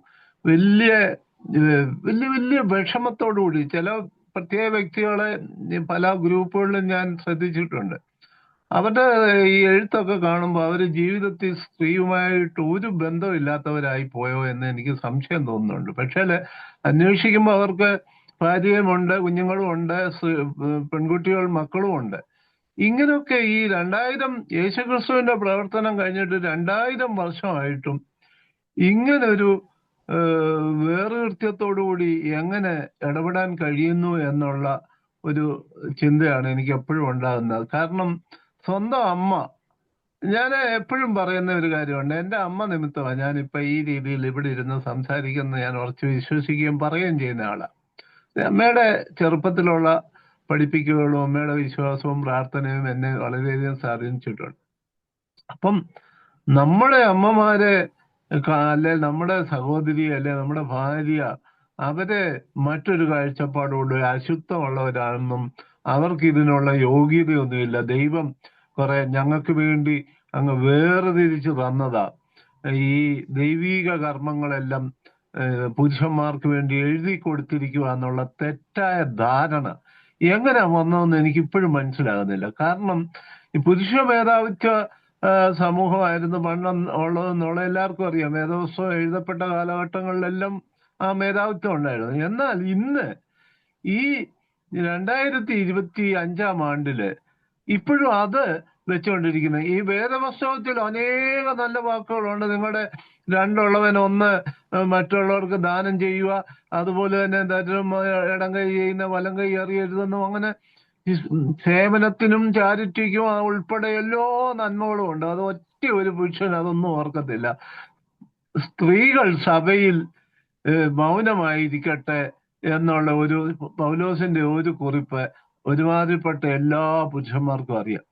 എന്തൊരു കഷ്ടമാണെന്നറിയാം. വേദോത്സവത്തിലെ ഏക വാക്യം ഉയർത്തിപ്പിടിച്ച് സംസാരിച്ച് നടക്കുന്ന ചില വ്യക്തികളെ ഞാൻ കണ്ടിട്ടുണ്ട്. എവിടെയെങ്കിലും എന്തെങ്കിലും ഒരു സ്ത്രീകളുമായിട്ട് ബന്ധപ്പെട്ട വിഷയം വരുമ്പം വേദപുസ്തകത്തിൽ അങ്ങനെ പറഞ്ഞിട്ടില്ലേ? പിന്നെ നിങ്ങൾ എന്തിനാ ഇങ്ങനെ പറയുന്നത്? ഈ ഒരു കാര്യം വേദപുസ്തകത്തിൽ എന്തെല്ലാം നന്മകൾ വേറെ പറഞ്ഞിട്ടുണ്ട്, അതൊന്നും ചെയ്യാത്ത ഒരു വ്യക്തിയാണ് ഇങ്ങനെയൊക്കെ പറയുന്നത്. അതുകൊണ്ട് ഈ മഗ്ദലക്കാരത്തി മറിയയ്ക്ക് ദൈവം പ്രത്യക്ഷപ്പെട്ട ഒരു സംഭവം ഈ വേദപുസ്തക പണ്ഡിതന്മാരെ പറയുന്നതും പ്രത്യേകിച്ച് കത്തോലിക്ക സഭയുടെ പോപ്പ് വരെ മഗ്ദലക്കാരത്തി മറിയെ അപ്പോസ്തോലന്മാരുടെ അപ്പോസ്തോല എന്നുള്ള പദവിയാണ് കൊടുത്തിരിക്കുന്നത്. അതായത് അതുപോലെ തന്നെ മഗ്ദലന മറിയയുടെ സുവിശേഷമുണ്ട്. അത് ഈ അടുത്ത് പിന്നെ നമ്മളെ കിട്ടിയിട്ടുണ്ട്. അത് മറിയയുടെ സുവിശേഷം എന്ന പേരിൽ ആ പുസ്തകം ഇറങ്ങിയതുകൊണ്ട് ഞാൻ അതിന്റെ കോപ്പി വായിച്ചിട്ടുള്ള ആളാണ്. അപ്പൊ ഇതൊക്കെ വായിച്ച് മനസ്സിലാക്കുമ്പോൾ യേശുക്രിസ്തുവിനെ ഏറ്റവും മനസ്സിലാക്കിയ വ്യക്തി ഈ വ്യക്തികള് സ്ത്രീകളാണ്. പ്രത്യേകിച്ച് മഗ്ദലനക്കാരത്തി മറിയാണ് ഏറ്റവും കൂടുതൽ മനസ്സിലാക്കിയത്. ഇവിടെ സാം ജോൺ സാറ് അതിനെപ്പറ്റി ഒരു കുറിപ്പ് എഴുതിയായിരുന്നു. നമ്മൾ ഏറ്റവും മാനിക്കേണ്ട വ്യക്തി മഗ്ദലനക്കാരത്തി മറിയല്ല എന്ന്. തീർച്ചയായിട്ടും മാനിക്കേണ്ട വ്യക്തി തന്നെയാണ്, അതിനകത്ത് ഒരു സംശയമില്ല. യേശുക്രിസ്തുവിന്റെ ഉയർപ്പ് വെളിപ്പെടുത്തുവാനുള്ള ആ ഒരു നിയോഗം ലഭിച്ചത് മഗ്ദലനക്കാരത്തി മറിയയ്ക്ക് തന്നെയാണ്, അത് സ്ത്രീക്ക് തന്നെയാണ്. അതുകൊണ്ട് ഇവിടെ സ്ത്രീയെയും പുരുഷനെയും അങ്ങോട്ട് വേർതിരിക്കുമല്ല. പുരുഷനും സ്ത്രീയും ഒരുമിച്ച് ഇന്ന് ഒരുമയോടെ യേശുവിന്റെ മുമ്പിൽ സ്ത്രീയും പുരുഷനും, ദൈവത്തിന്റെ മുമ്പിൽ സ്ത്രീയും പുരുഷനും ഒന്നാണെന്നുള്ള ബോധ്യത്തോടുകൂടി നമുക്ക് പ്രവർത്തിക്കാൻ കഴിയട്ടെ. ഈ നാരോ മൈൻഡൊക്കെ ഒന്ന് മാറ്റി സ്വന്തം മക്കളോടും സ്വന്തം സഹോദരങ്ങളോടും സ്വന്തം മാതാവിനോടും ഒക്കെ പുരുഷന്മാർ കുറെ കൂടെ അടുപ്പം കാണിക്കണമെന്ന് പറഞ്ഞുകൊണ്ട് ഞാൻ നിർത്തുന്നു. Thank you very much. നമ്മുടെ ഈ വെബിനാറ് ഏറ്റവും ഹൃദ്യമായ രീതിയിൽ അവതരിപ്പിക്കുന്നതിനായിട്ട് പ്രിയപ്പെട്ട ഓമന കൊച്ചമ്മയ്ക്ക് സാധിച്ചു. അഭിപ്രായം പറഞ്ഞ എല്ലാവരും തന്നെ വളരെ ആഴമായിട്ട് ഈ വിഷയത്തെ പറ്റി ചിന്തിക്കുകയും അതിന്റെ വക്താക്കളാക്കി ആയുള്ള ആളുകളാണ്.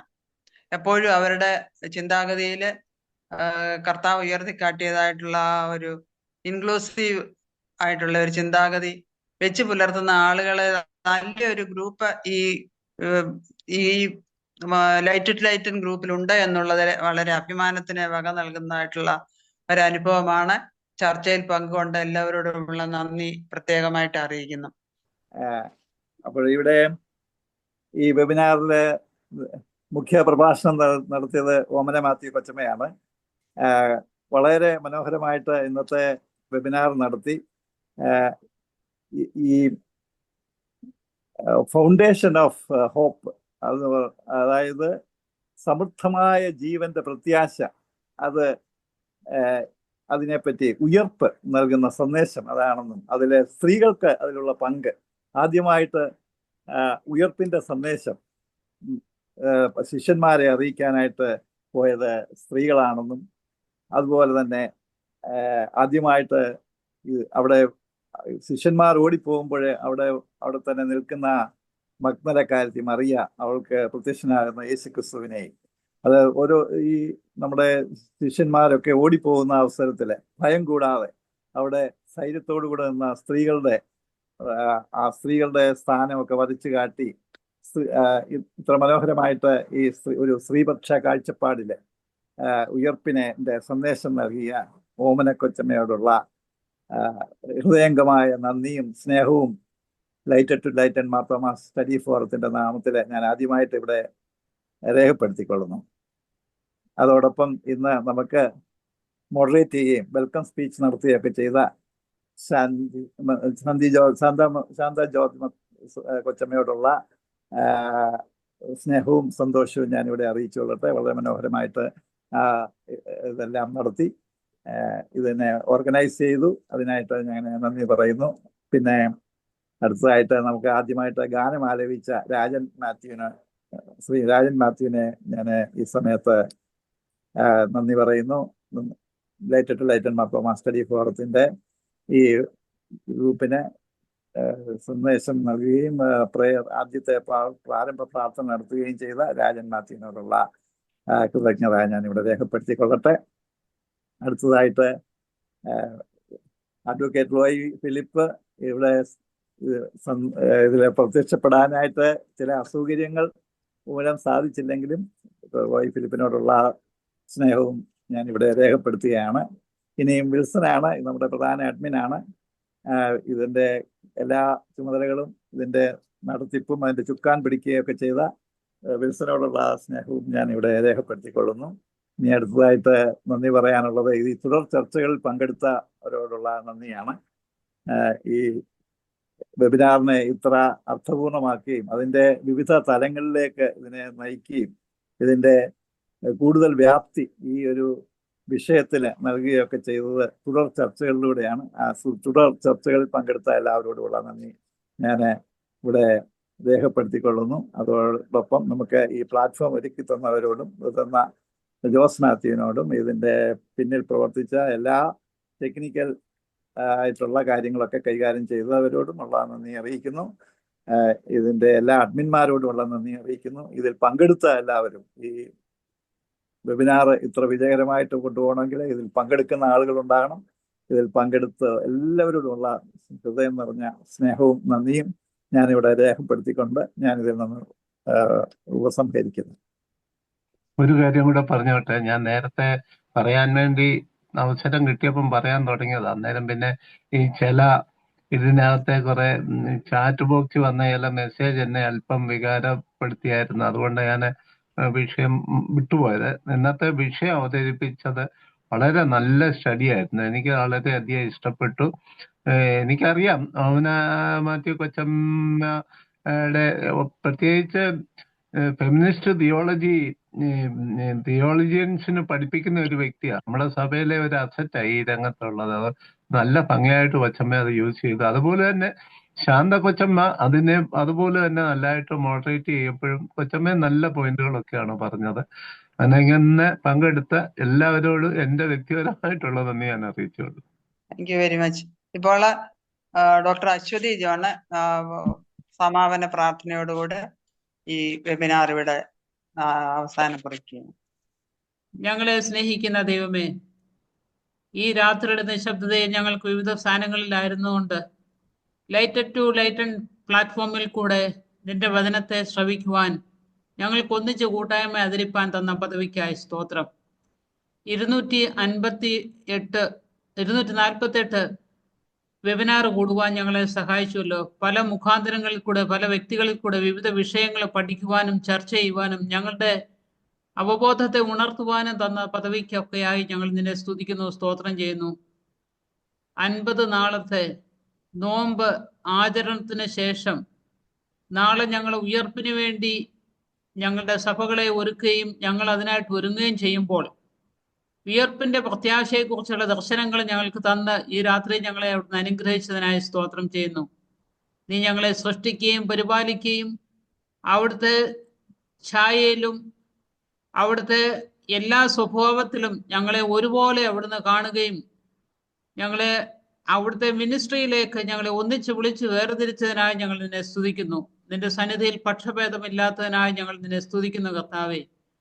പുരുഷനെയും സ്ത്രീയെയും എല്ലാവരെയും ഒന്നിച്ചു കാണുവാനും അവരുടെ നീതിക്ക് വേണ്ടിയുള്ള പോരാട്ടങ്ങളിൽ പങ്കുകാരാകുവാനും ഞങ്ങളെ വിളിച്ചതിനായി ഞങ്ങൾ നിന്നെ സ്തുതിക്കുന്നു, സ്തോത്രം ചെയ്യുന്നു കർത്താവെ. കഷ്ടാനുഭവത്തിലും മരണത്തിലും മാത്രമല്ല, അതിലപ്പുറമായിട്ട് അതിൽ കൂടെയുള്ള ജീവനിലേക്ക് കടക്കുവാൻ നീ ഞങ്ങളെ വിളിച്ചിരിക്കുന്നതായി ഞങ്ങൾ നിന്നെ മഹത്വപ്പെടുത്തുന്നു. ക്രൂശ് കണ്ട് മാത്രം തീരുന്നതല്ലല്ലോ, ക്രൂശും പുനരുത്ഥാനവും ഞങ്ങളുടെ ജീവിതത്തിന് വലിയ പ്രത്യാശ നൽകിയിരിക്കാൻ സ്തോത്രം ചെയ്യുന്നു.